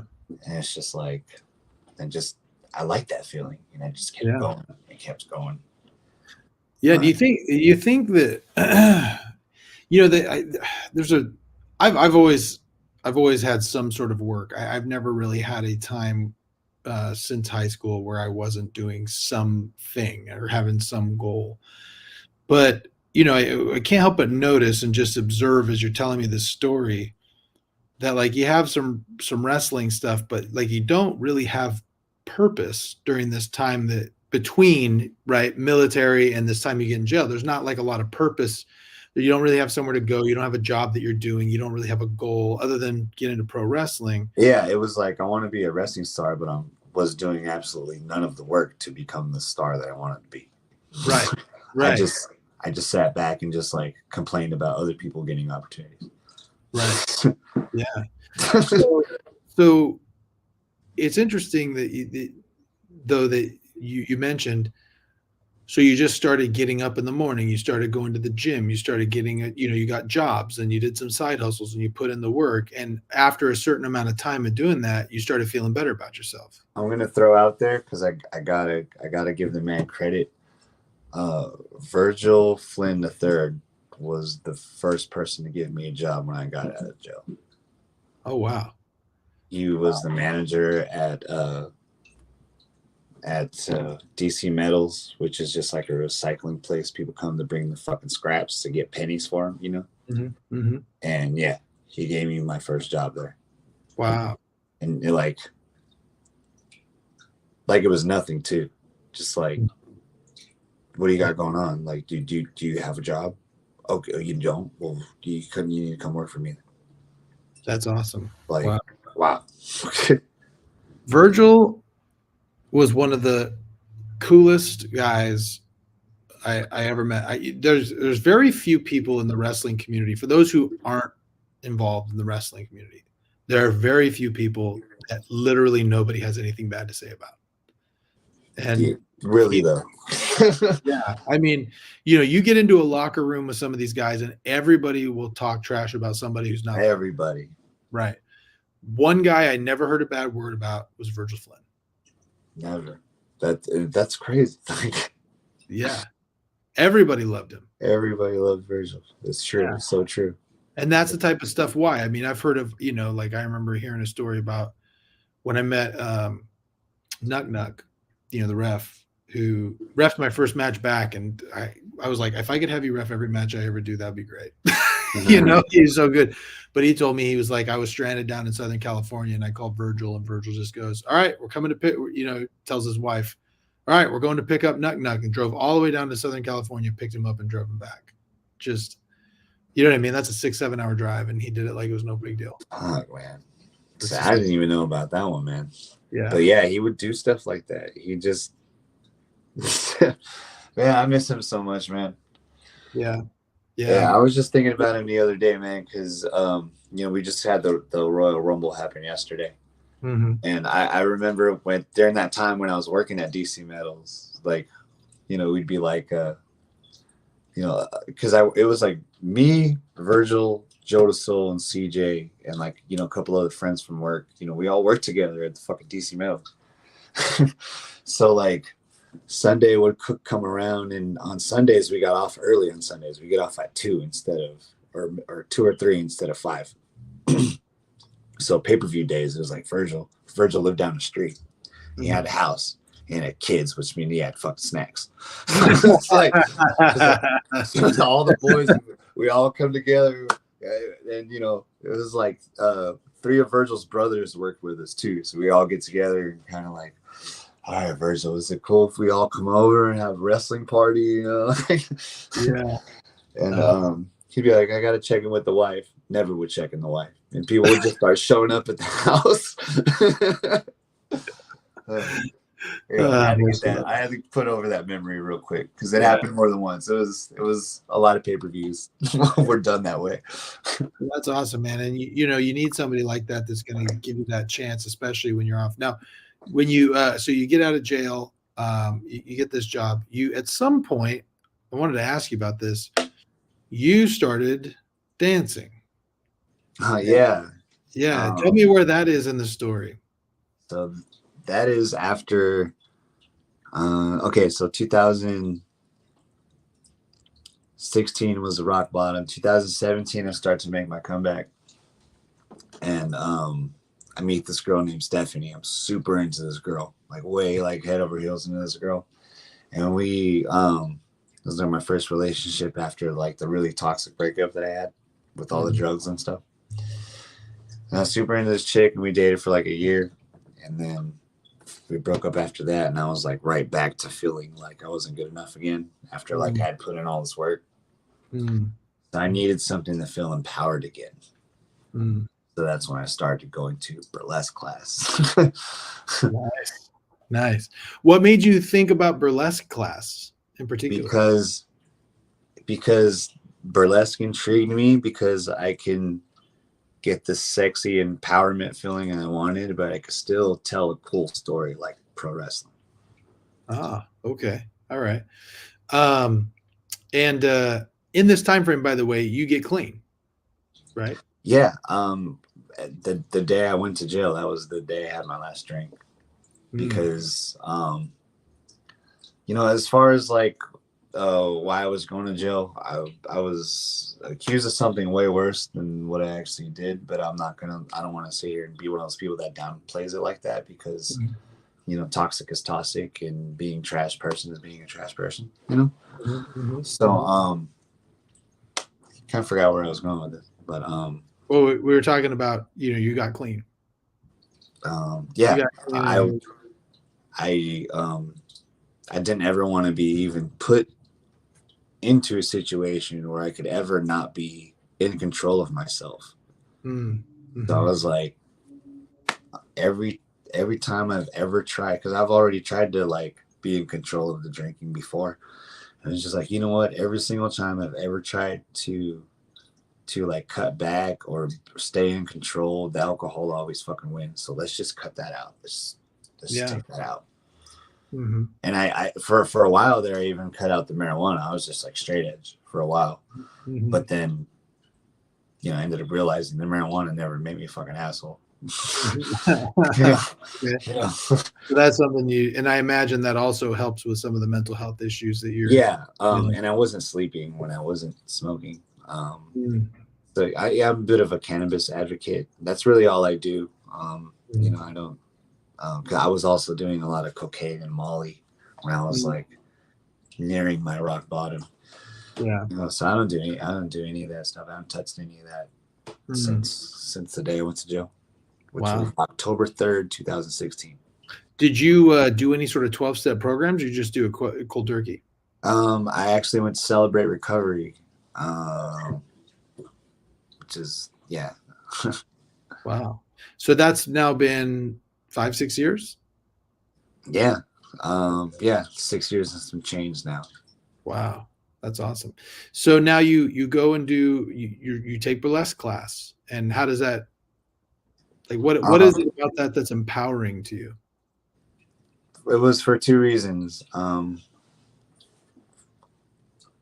Well, the process of becoming a burlesque dancer was empowering because I was able to tap into my feminine side, which is really weighed heavy on me, that I was never really able to tap into it. I was always too embarrassed to, which is it's who I am. I was raised predominantly by my mom and her 5 sisters. So I have a lot of lady mannerisms that they're just go-to things for me, you know?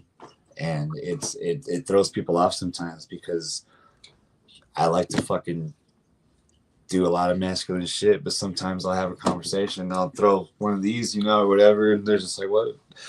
Yeah. Okay. And I used to be really embarrassed about that. So when you talk about this feminine side, what are the things that you're talking about? Just the way I present myself. Okay. I mean, just my mannerisms, the way I talk,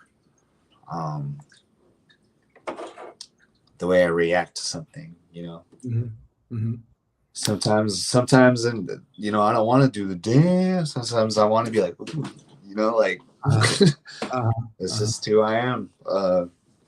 Have you always felt like you were that way, or did that come on over time? Or? Yeah, when when nobody was home, when I was like 11 or 12 years old, I used to like sneak in the closet and throw like my mom's lady clothes on. I used to love it. Like, I used to really? Yeah. Okay. Yeah. You just kind of hid that up, huh? Yeah, because you know, this is the 90s we're talking here. Yeah, I remember how we talked about people like that in the 90s. It was not cool. It was not real nice. Yeah. So as you're going through, so you're tapping into a feminine part of your. Yeah, because I'm going to burlesque class and I'm being trained by women. I'm the only Mm, guy there, mm, so I'm basically like getting brought into this tribe of women, where women are like they, it was very similar to being in the house with my mom and a couple of her sisters. It's just like I'm just there, and mhm, they're venting, they're making, they're creating, and I'm just sort of in this strong feminine environment, and mm, it really like just let that part out of me. And once it felt so good to get that out of me, because even though I was presenting that side of me to an audience, they were cheering and they were throwing money on the stage. So it was like mm, very, very empowered. Like, yeah, mm. not like nothing else. I love pro wrestling, but like the level of empowerment burlesque gave me was like, it's untapped. It was like no other. Mm. Yeah. Was there a level that's just curious about this? Because I know we'd kind of talked offline a little bit also that when you were younger, you were kind of, a heavier kid and kind of grew into your own in high school, right? Yeah. Was there a level of this where you just kind of didn't feel desirable, I guess, to the opposite sex Yeah. or stuff like that? Yeah. Definitely like when I was a teenager and stuff, more so than when I was adult, because I had already like trimmed down and stuff like that and had hit the Mhm. weights and stuff like that. Um, but when I was a kid, I was tortured for being fat, like Mhm. tortured. It was horrible. I used to Mhm. like just hate going to school. Like I remember just hating it. Like I, Yeah. Yeah, I remember when I was a kid because the way I grew, I was always taller than everybody else, but I kind of grew out and then up and then out and then up, right? oh And then it was probably my sophomore or junior year when I was playing basketball that I started trimming down, you know. yeah, But the yeah. same thing, you get. I mean, kids are especially in the '80s and '90s, man. It was just Oh brutal. yeah, yeah, It was brutal. it was Exactly. not like it is now where everyone's like accept yourself and There, all these. yeah, there was no bully. You know, yeah, there was no bully programs and Yeah, there were no that. anti-bullying pro There, campaigns going on. there's Yeah. none of that, dude. Like it was And just like sink or swim, motherfucker, out there on the recess court. You right, know? and there were very few people who weren't being bullied. Like everybody was bullying each other, it felt like. Yeah, You know what I mean? yeah, And that's for kind of how we sure. developed. And I played basketball in high school, and it just kind of everybody just capped on each other. It's just the way we did it. You know what I Yeah, mean? And so it was just kind of that's interesting. So do you think that here you're doing this burlesque, and somehow that's kind of helping you kind of feel a little more desirable, uh, yeah, and kind of bringing your true self out? yeah. And I was really getting into fitness too. After I stopped drinking, Mhm. like I mean, I'm starting to look good, like So, Mhm. yeah, Yeah, because getting into I remember that burlesque. time frame because you were always muscular, but you always had a probably like 10 or 15 pounds on top of it. You know Yeah, what I mean? And then I know you've shown some of your pictures of 2016 to 2021 and the change that to today and the change you made. I mean, it kind of got bigger, but man, I remember when that happened, you started really trimming down and just like getting. yeah. When I stopped drinking, I would say like 30 days after I got drinking, I saw how lean I got.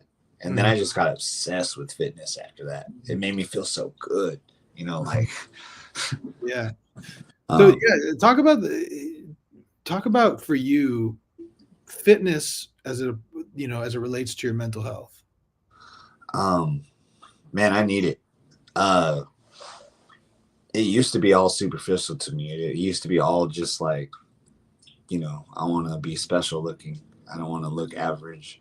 Mhm. And like, I really, really needed that. It was like a fucking shield almost. But like now I look at fitness completely different. It's just like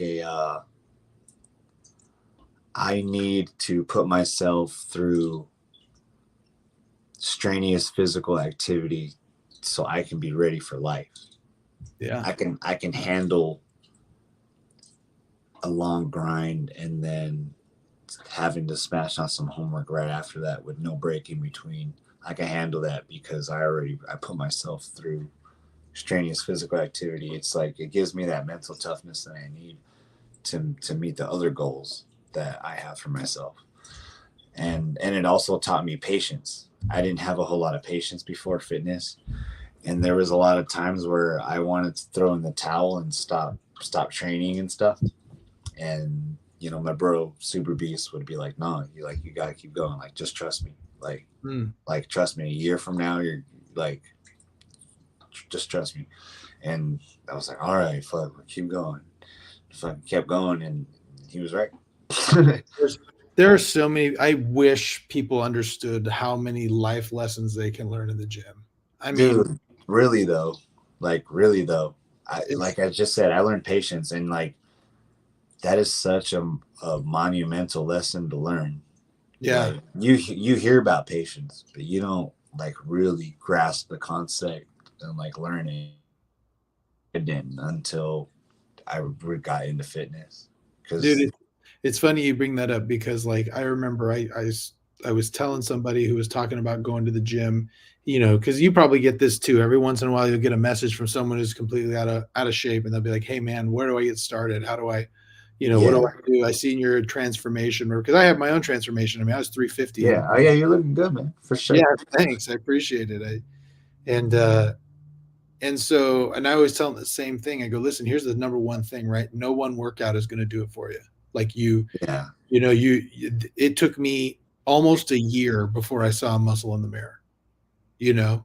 the fitness journey is weird because when you first start, like you'll trim down kind of fast. So that first 6 months is really good.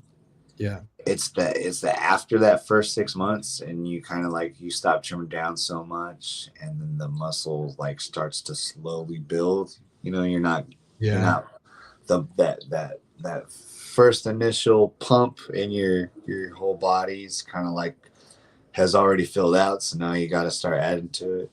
That's the mind fuck. I think. I mean, every perspective is different, but for me, like the first 6 months is like getting going is hard.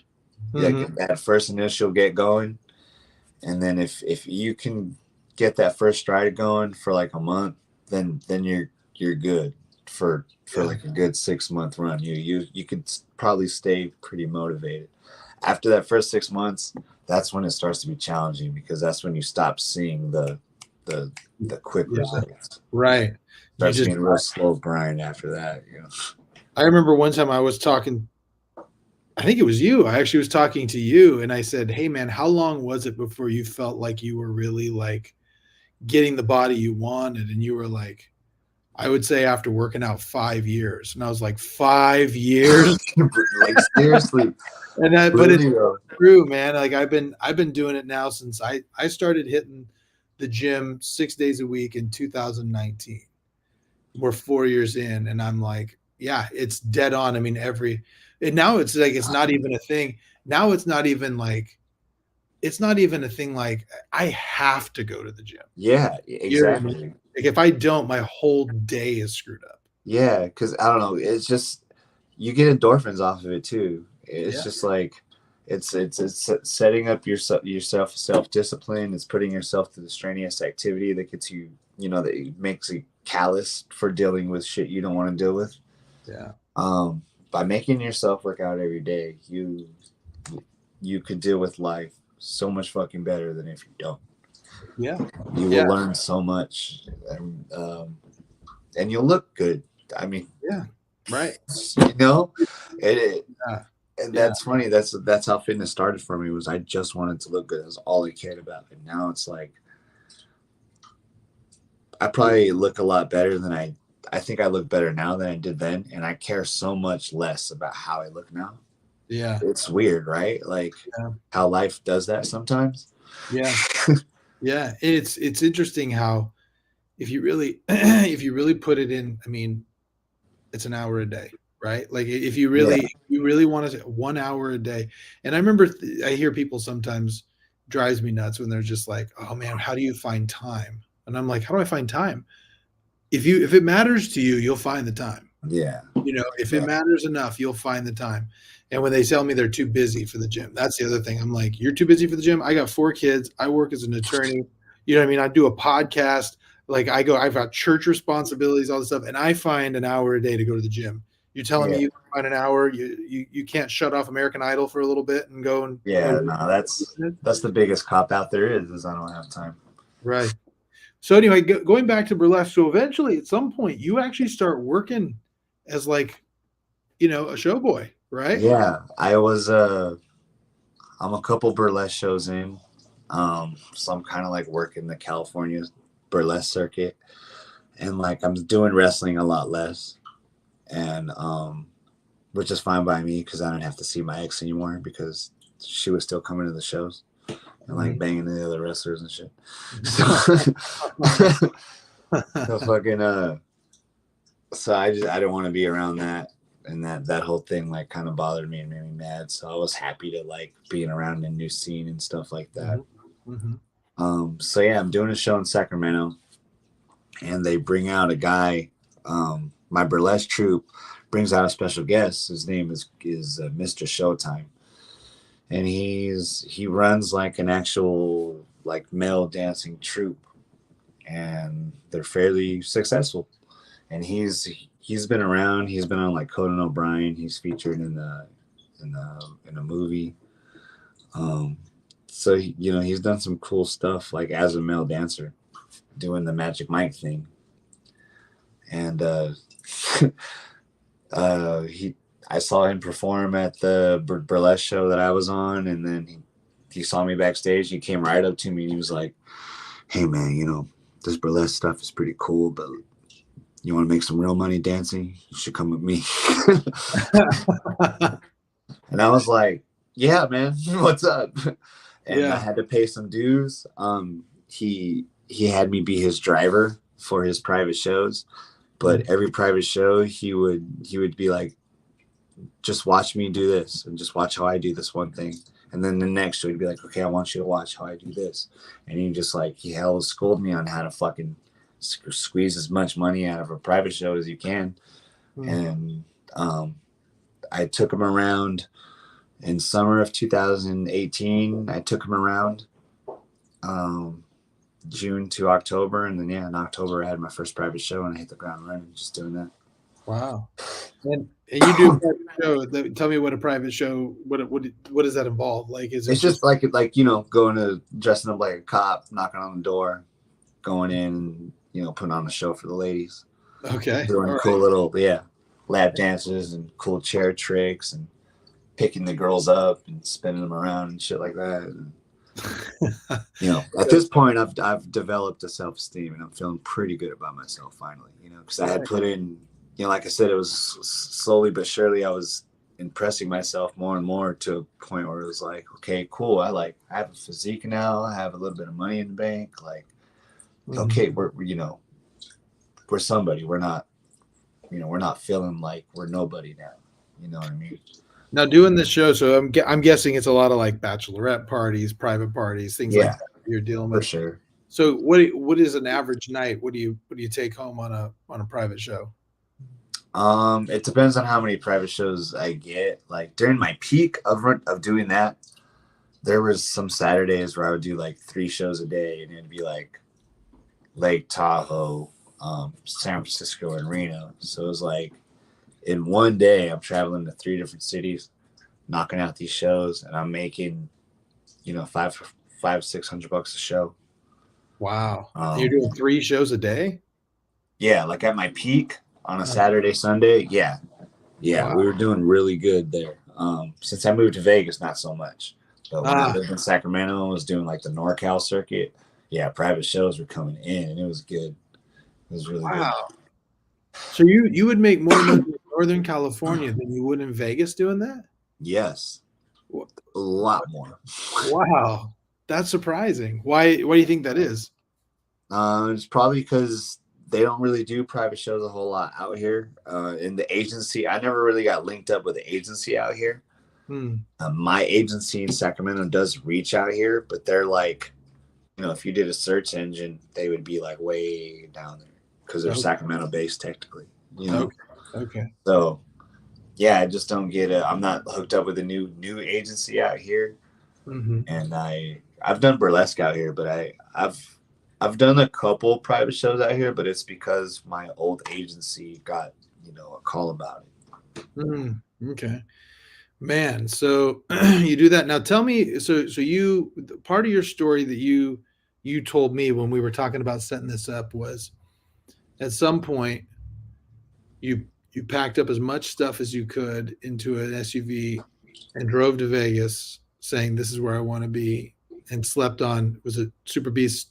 Yeah, Yeah. yeah. Tell me about that. Tell me how that started. Um, I got into another relationship, but this time I was with a girl. It was like a girl that I had. It was from my past. That like, Mm. um, the one that got away. Yeah. I had let her get away, and it had haunted me for a minute. So I finally had an opportunity to get with that girl, and we had it going, and then we ended up living together. And yeah, as I lived together, I just realized I don't want to be with her. Okay. That's about as simple as I could put it. We did not mesh. It turns out, Mm. and I'm not the type of person to. If we don't mesh, we don't mesh. I'd rather go through the pain of like a breakup and just like reestablish my Mm. life and just Mm. figure out something new later on than like, yeah. And so Uh, so you pack up everything and you go to so yeah, I rented an SUV. Because yeah, I had my car blew up. Mhm. And I'm at this point, I'm dancing and I'm wrestling. Um, but this is like the pandemic is happening, so now I don't have any stripper money or wrestling money coming in. Mhm. Mhm. Mhm. Before the pandemic, I was doing pretty good, and it was dope because I was literally making my living off of wrestling um, and dancing. Mhm. I was just going to school. That's it. Um, I didn't have a regular job, and then the pandemic hit, and it was like, fuck. Right. So I had to change my lifestyle. So I was like, why don't I just completely change it? Um, since I have to change it anyway. Mm.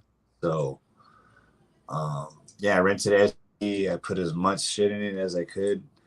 Broke up with my girlfriend and moved out to Vegas. And I crashed on Super Beast living room floor. Um, this is the pandemic, so I have a little bit of money coming in because I'm going to school and I'm a veteran. I'm using my GI Bill, Mhm. so I get a housing allowance. Mhm. Mhm. So that's the money I have. I'm making, I think it's like $1,200 a month for Sacramento, BAH. Mhm. So came out here and just to make extra money because I needed to save up so I can get a certification to get a state security. Because if you get a state security, that's like the best license you can get out here. Mhm. Mhm. You can kind of work anywhere. Mm. I needed to pay for that shit, but I had like,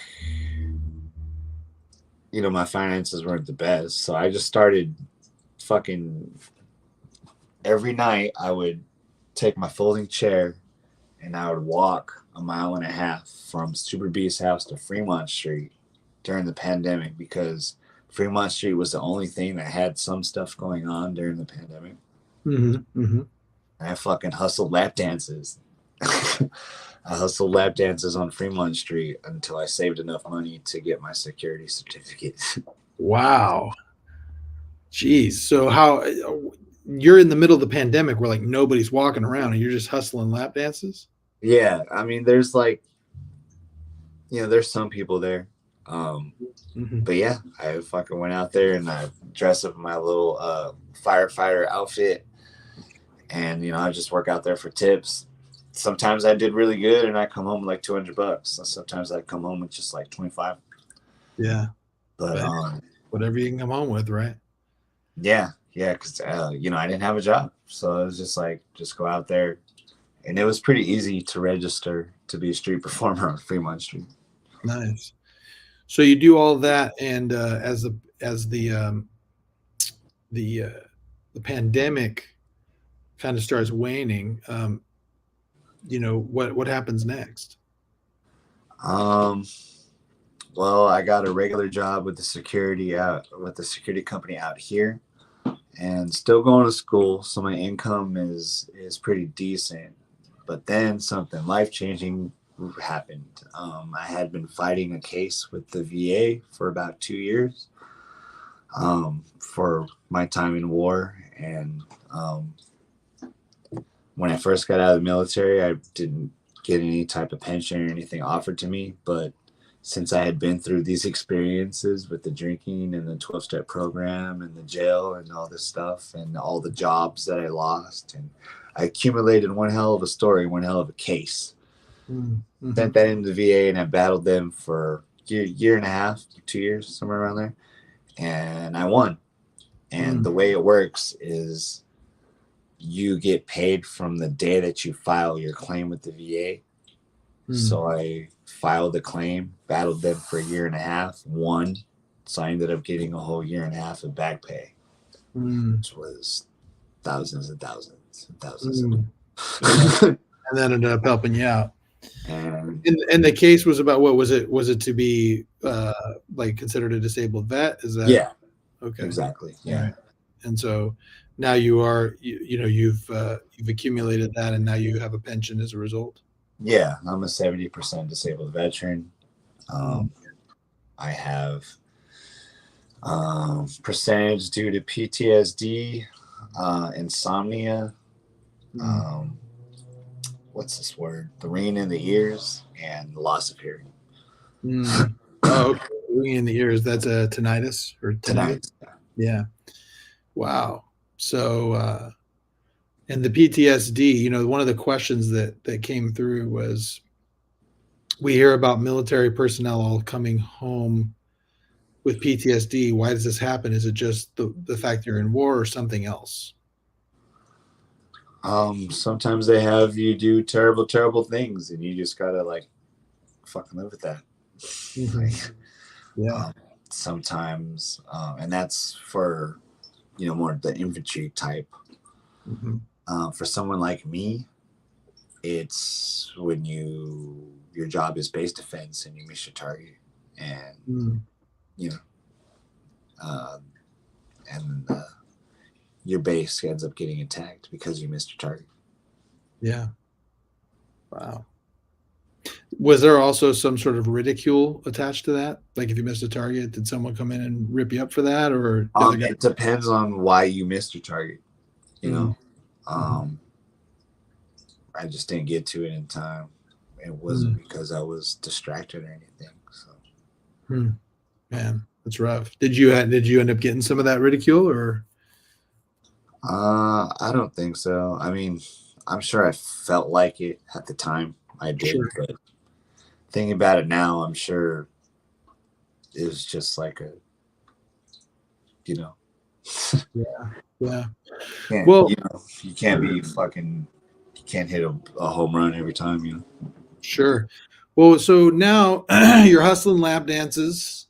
You win this case, get your own place. Now talk about your goals with school, because you're still going to school, right? Yeah. So, right after that, I was pretty close to getting my bachelor's when I won my pension, but my finances are fucking terrible. So I had to pay back a lot of money that I owed, and then I ended up graduating, got my bachelor's degree, and a month later started going to school again to try to get my master's degree, because I switched from using my GI Bill to a program called Voc Rehab. Once you become a disabled veteran with the 70% or higher, you can qualify for this. And it's extended training to start a career. So I inquired about that. I got accepted, switched over from GI Bill to Voc Rehab. And at first they paid for me to get my bachelor's, but then I had some money left over, so it would cover most of my schooling to get my master's degree, but not full fundage. So I had to send them a persuasive letter, and then I did. I got accepted. So now they're paying for me to get my master's. Awesome. So you get a master's in business? Yeah, I'm gonna get my MBA.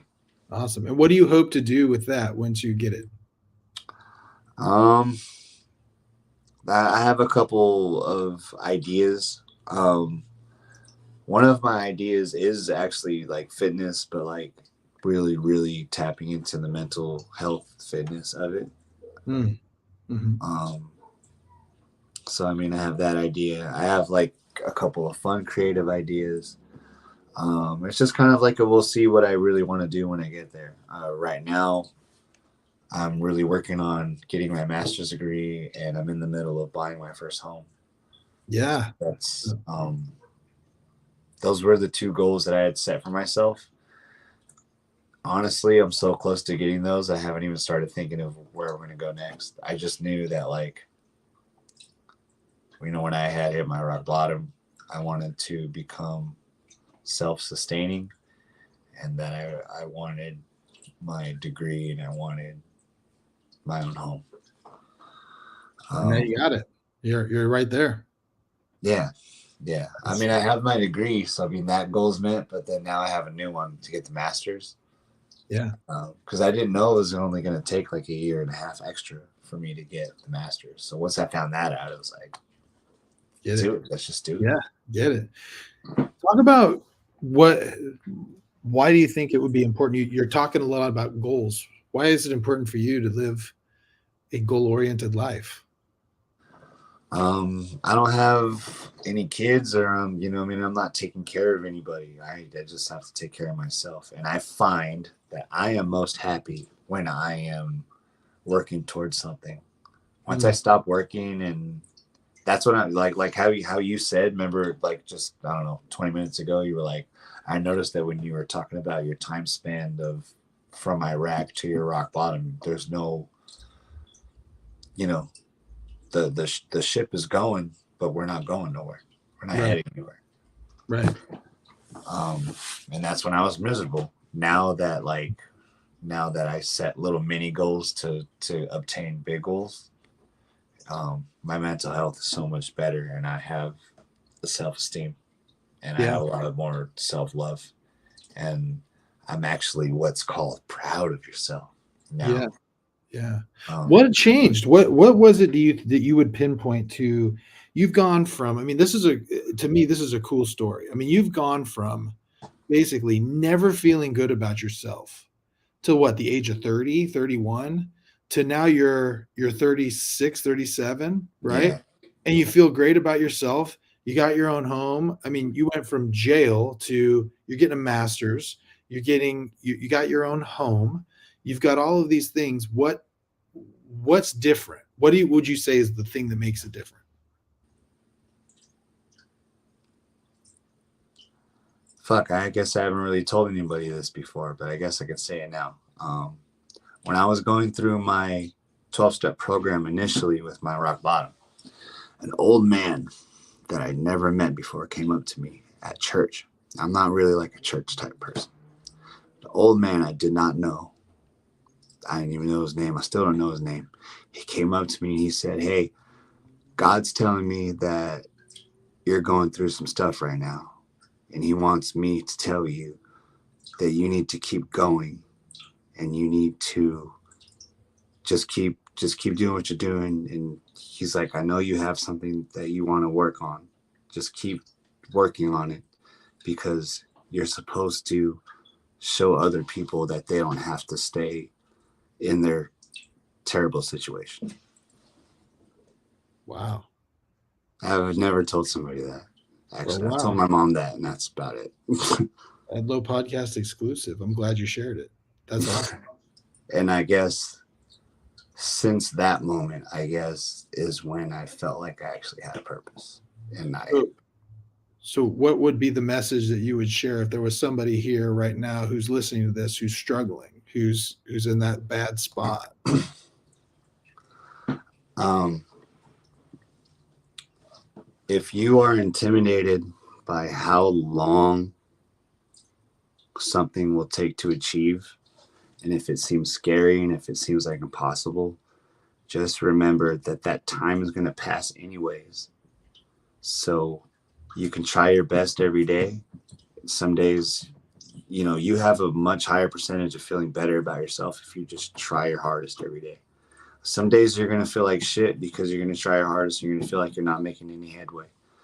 But that's still better than not doing anything. So chip away every single day, and I swear to God, it all adds up. It will add up. And life does end up running out of bullets.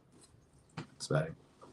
Dude, that's awesome. You know, it's funny because one of the questions that came through, it was actually kind of for both of us.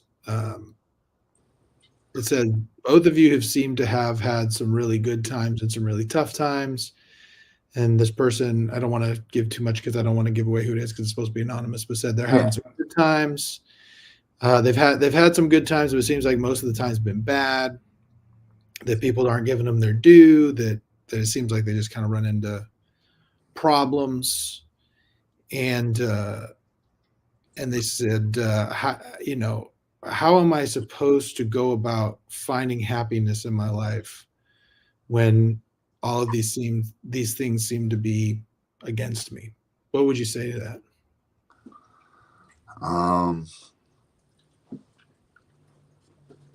It's just kind of going back to just trying the hardest every day, and doing shit that you don't want to do. Because eventually it adds up, and you'll start to feel good about yourself and your work and the things that you're getting done. And there's just a sense of pride in knowing that, you know what, man, I still fucking try my best. Like it hurts to fail, but it hurts to fucking not doing anything at all. Yeah. You know what? The thing is you're going to fail. It does. Anybody who tries anything, eventually you're going to fail. I mean, you go to the gym every day and fail. You know what I mean? But that's what makes you stronger. That's a brilliant way of putting it. Yeah. Just try your hardest and push. You should push towards failure, because that's when you know you did try your hardest, actually. Yeah. You know, for me, I was thinking about this question. I've had it for a couple of days. I've been thinking about it a lot because I think that this generation, my generation, your generation, the generations younger, they've seemed to forget that, like, life is hard. You know what I mean? Like, yeah. And I think they forget that everyone's got something they struggle with, and it doesn't matter where you're at in your life, right? It doesn't matter whether your problems are first world problems, third world problems, whether you live in a big house, whether you own your own home, whether you're homeless. Life will bring you rain wherever you are. And this idea of like some sort of sustained happiness where you're just happy all the time, that's a fallacy. That's a big time fallacy. Yeah, you're not going to find joy in every moment. But joy can be found by finding meaning. Joy isn't found in being a selfish ball of ailments and grievances, complaining about how the world won't devote itself to making you happy, right? True joy is found in meaning and purpose, a purpose that you personally find important and mighty. It's about being a force of nature. It's about finding purpose to act and not be acted upon. It's coming from understanding that your life is not just yours, but it's yours and it's your community. For me, it's my life, but it's also my kids' life. It's my life, the people I love, my tribe, my community. And every day that I live, it is my privilege to do for that tribe what I can. That's what makes you like feel happiest. You know what I mean? Yeah. It's like doing that. Because there was a kind of, I would say the most recent thing that I've matured in is kind of learning that you do get the most joy out of like helping your people. Because I used to be really like, up to most recently, I used to be really like, I'm for myself and I got to take care of myself. Nobody else is going to take care of me. And just kind of like almost had like almost a bitterness to it about it. Mm-hmm. But now, even if you get betrayed or even if you don't get anything back, there's still the sense of you and that you provided and that you helped and that you're doing something worthwhile. Definitely. It's so important. So, I've had you on for a couple hours now, and this has been a really cool story, but I want to ask you a few questions at the end. Okay. First thing is what would you say would be your biggest success? Probably right now, I'm getting this house and getting this master's degree, I think. Mm-hmm. As far as like success stuff on paper goes, as far as like just straight life stuff and, all material paper stuff aside, I think just figuring stuff out myself and becoming happy myself, because nobody really like taught it to me. I went out and seeked it. I chose to stop being tired of being miserable. Yeah. And I chose to seek happiness, and I chose to find it and learn the lessons and humble myself. Yeah. And do the shadow work and face the parts of myself that I hated, Yeah. It's interesting that you bring that up because, you mentioned how narcissistic you were at a time. And the thing that's interesting about that is the narcissist always points to others and says, you're the problem, you're the problem, you're the problem. And it takes a lot of emotional maturity to realize that it's not that person or that thing that's making you happy. You got to look you. Yeah. Fucking you. Yeah. And it's just like, how many times are you going to go through something before you take a step back and say, what's the fucking common denominator here? It's me. Yeah. It's fucking me. Right. And that fires me up so bad because I can't stand people that refuse to take personal responsibility and extreme ownership, because there's just so many of them. Mm-hmm. And I'm telling you, if you could just humble yourself and just admit that it's fucking you and just start working on it, you will be so much happier. Right. Totally. It's funny you bring that up. I've had that in my life. Believe me, I've had that from people in my life, and it's infuriating, especially when those people are hurting you, and they refuse to take accountability for those things, or they're hurting other people and they refuse to take accountability and they try to point the finger. It's incredibly frustrating. But the thing is that, if you're unhappy, this is my own experience in this, is that when you're unhappy, if you're just pointing to everybody else as to why it is, you're never going to fix anything. You're never going to be happy. You're just going to stay that way. Yeah.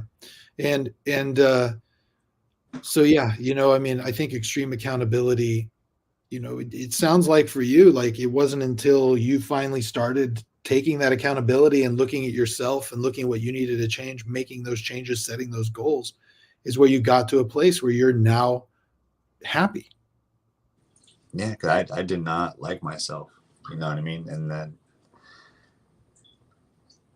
I just got tired of it, man. I just got tired of my own bullshit. It's the best way I could put it. Yeah, that's great. That's good. Like, the whole time I knew I was bullshitting myself. I knew I wasn't. I knew that I wasn't doing any work to put myself where I wanted to be. And I was using like my ignorance as an excuse to not get there, instead of like, well, maybe you should research it or like try to find it, or you know what I mean? Like, sure. That makes sense. Yeah. Another thing I think that's also really important, this is the thing that I've noticed. It's hard to take accountability, especially if you're afraid of failure, because if you're not accountable for anything, if it's everybody else's fault, then, you don't have the failures. And I've just been of the opinion my whole life. I've been like, you know what, if I'm going to glory in the successes, then I've got to accept the failures too. Yeah, because the failures make you, because you're going to have, I learned, at least for me anyway, you're going to have fucking 3 or 4 of them before you get a success. Like, 100%. It's 100%, like I served a mission for my church. I probably got, and this is one of the things I tell people when they talk about, even people who aren't Mormon, who don't understand why you'd want to go out for 2 years and do that. I tell them all the time, I go, I learned so much about accepting rejection out there. Because you know, it just think of it, think of a Mormon mission without religion. Take the religion out of it, right? It's still you're knocking on doors talking You're about selling. You're you're fucking. selling You're religion. door-to-door salesman, bro. Like, Well, yeah, if that's you take the religion out of it, like really, it's fucking door-to-door salesman, bro. yeah, and you And sit there, I've done that. That's one of the odd jobs I've had, so I fucking know. yeah, and you get you know you probably get 200 no's to one yes. Yep. You know what I mean? Talk about a lesson in And they're failure. not always polite no's either. Right. Oh, you want to talk about South Sac? I served my first 7 months in this area of Indianapolis that was some of the hardest ghetto I've ever been in. And I was like, dude, I had guns pulled on me. I had all sorts of things happen. Jesus. And you know what though? Like, if I just remember thinking, if I can get through this, I can get through anything. Yeah, yeah. And That's so, That's a good way of looking at it. Build that callus. so I usually ask people what their biggest failures are, but we kind of already talked about your rock bottom. So I think we've gotten that. But here's a question I ask everybody. So one day you're going to pass away, hopefully 40, 50 years from now, right? Huh? And when you do, there's a funeral and someone gives a eulogy. What's one thing that you hope someone would say about you in your eulogy? I hope I do exactly what that old man said that I would do. And that's to show people that they don't have to stay stuck in their situation if they find themselves in a terrible situation. Mm-hmm.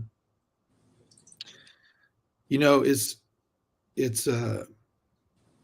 interesting because I recently, you're not religious, I am religious, but on that religious note, I recently was reading in Matthew chapter 5, which is the part where Jesus says, let your light so shine. Everyone's heard that, Mm-hmm.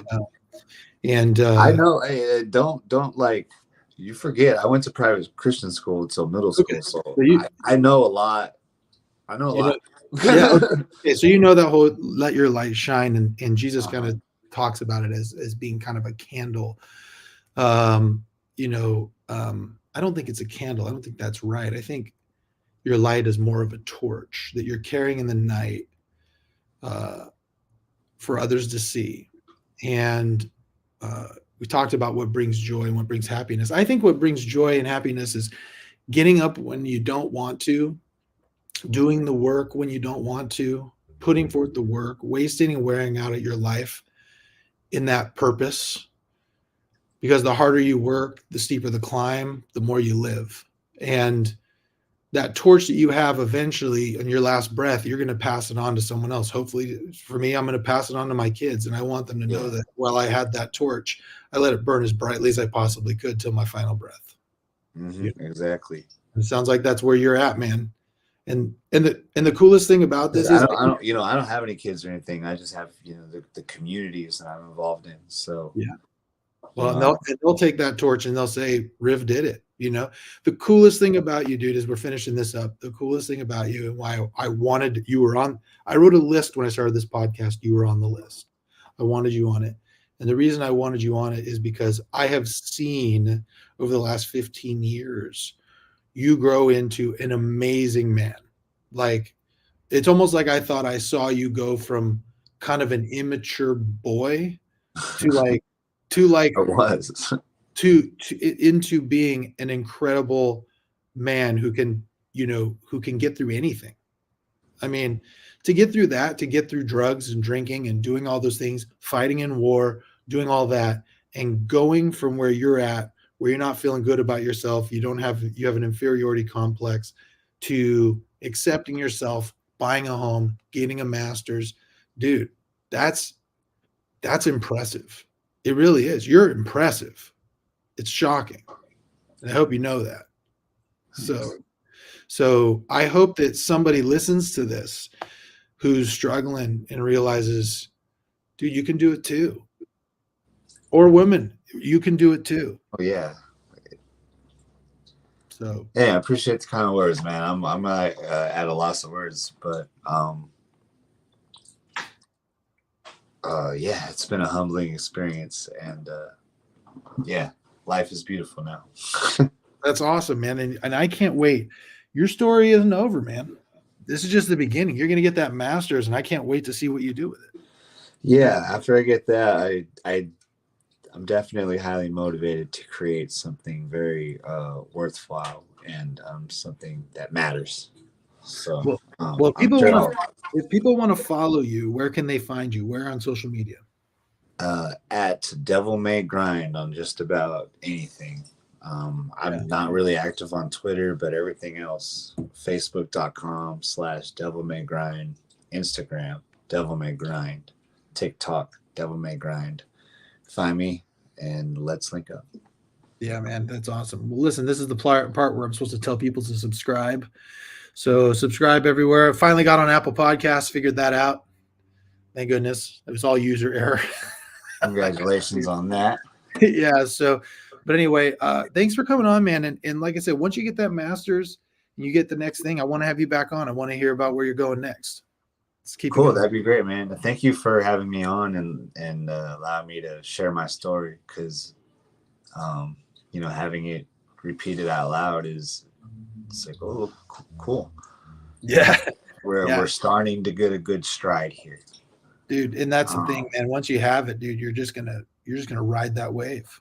Not that you're not gonna have other hard problems. You probably will. Oh yeah, that's just life. You know what I mean? Yeah. But you can get there. You can get through it. So, all right, man. Well, we'll appreciate it, and we'll see all the listeners next time. All right. All right.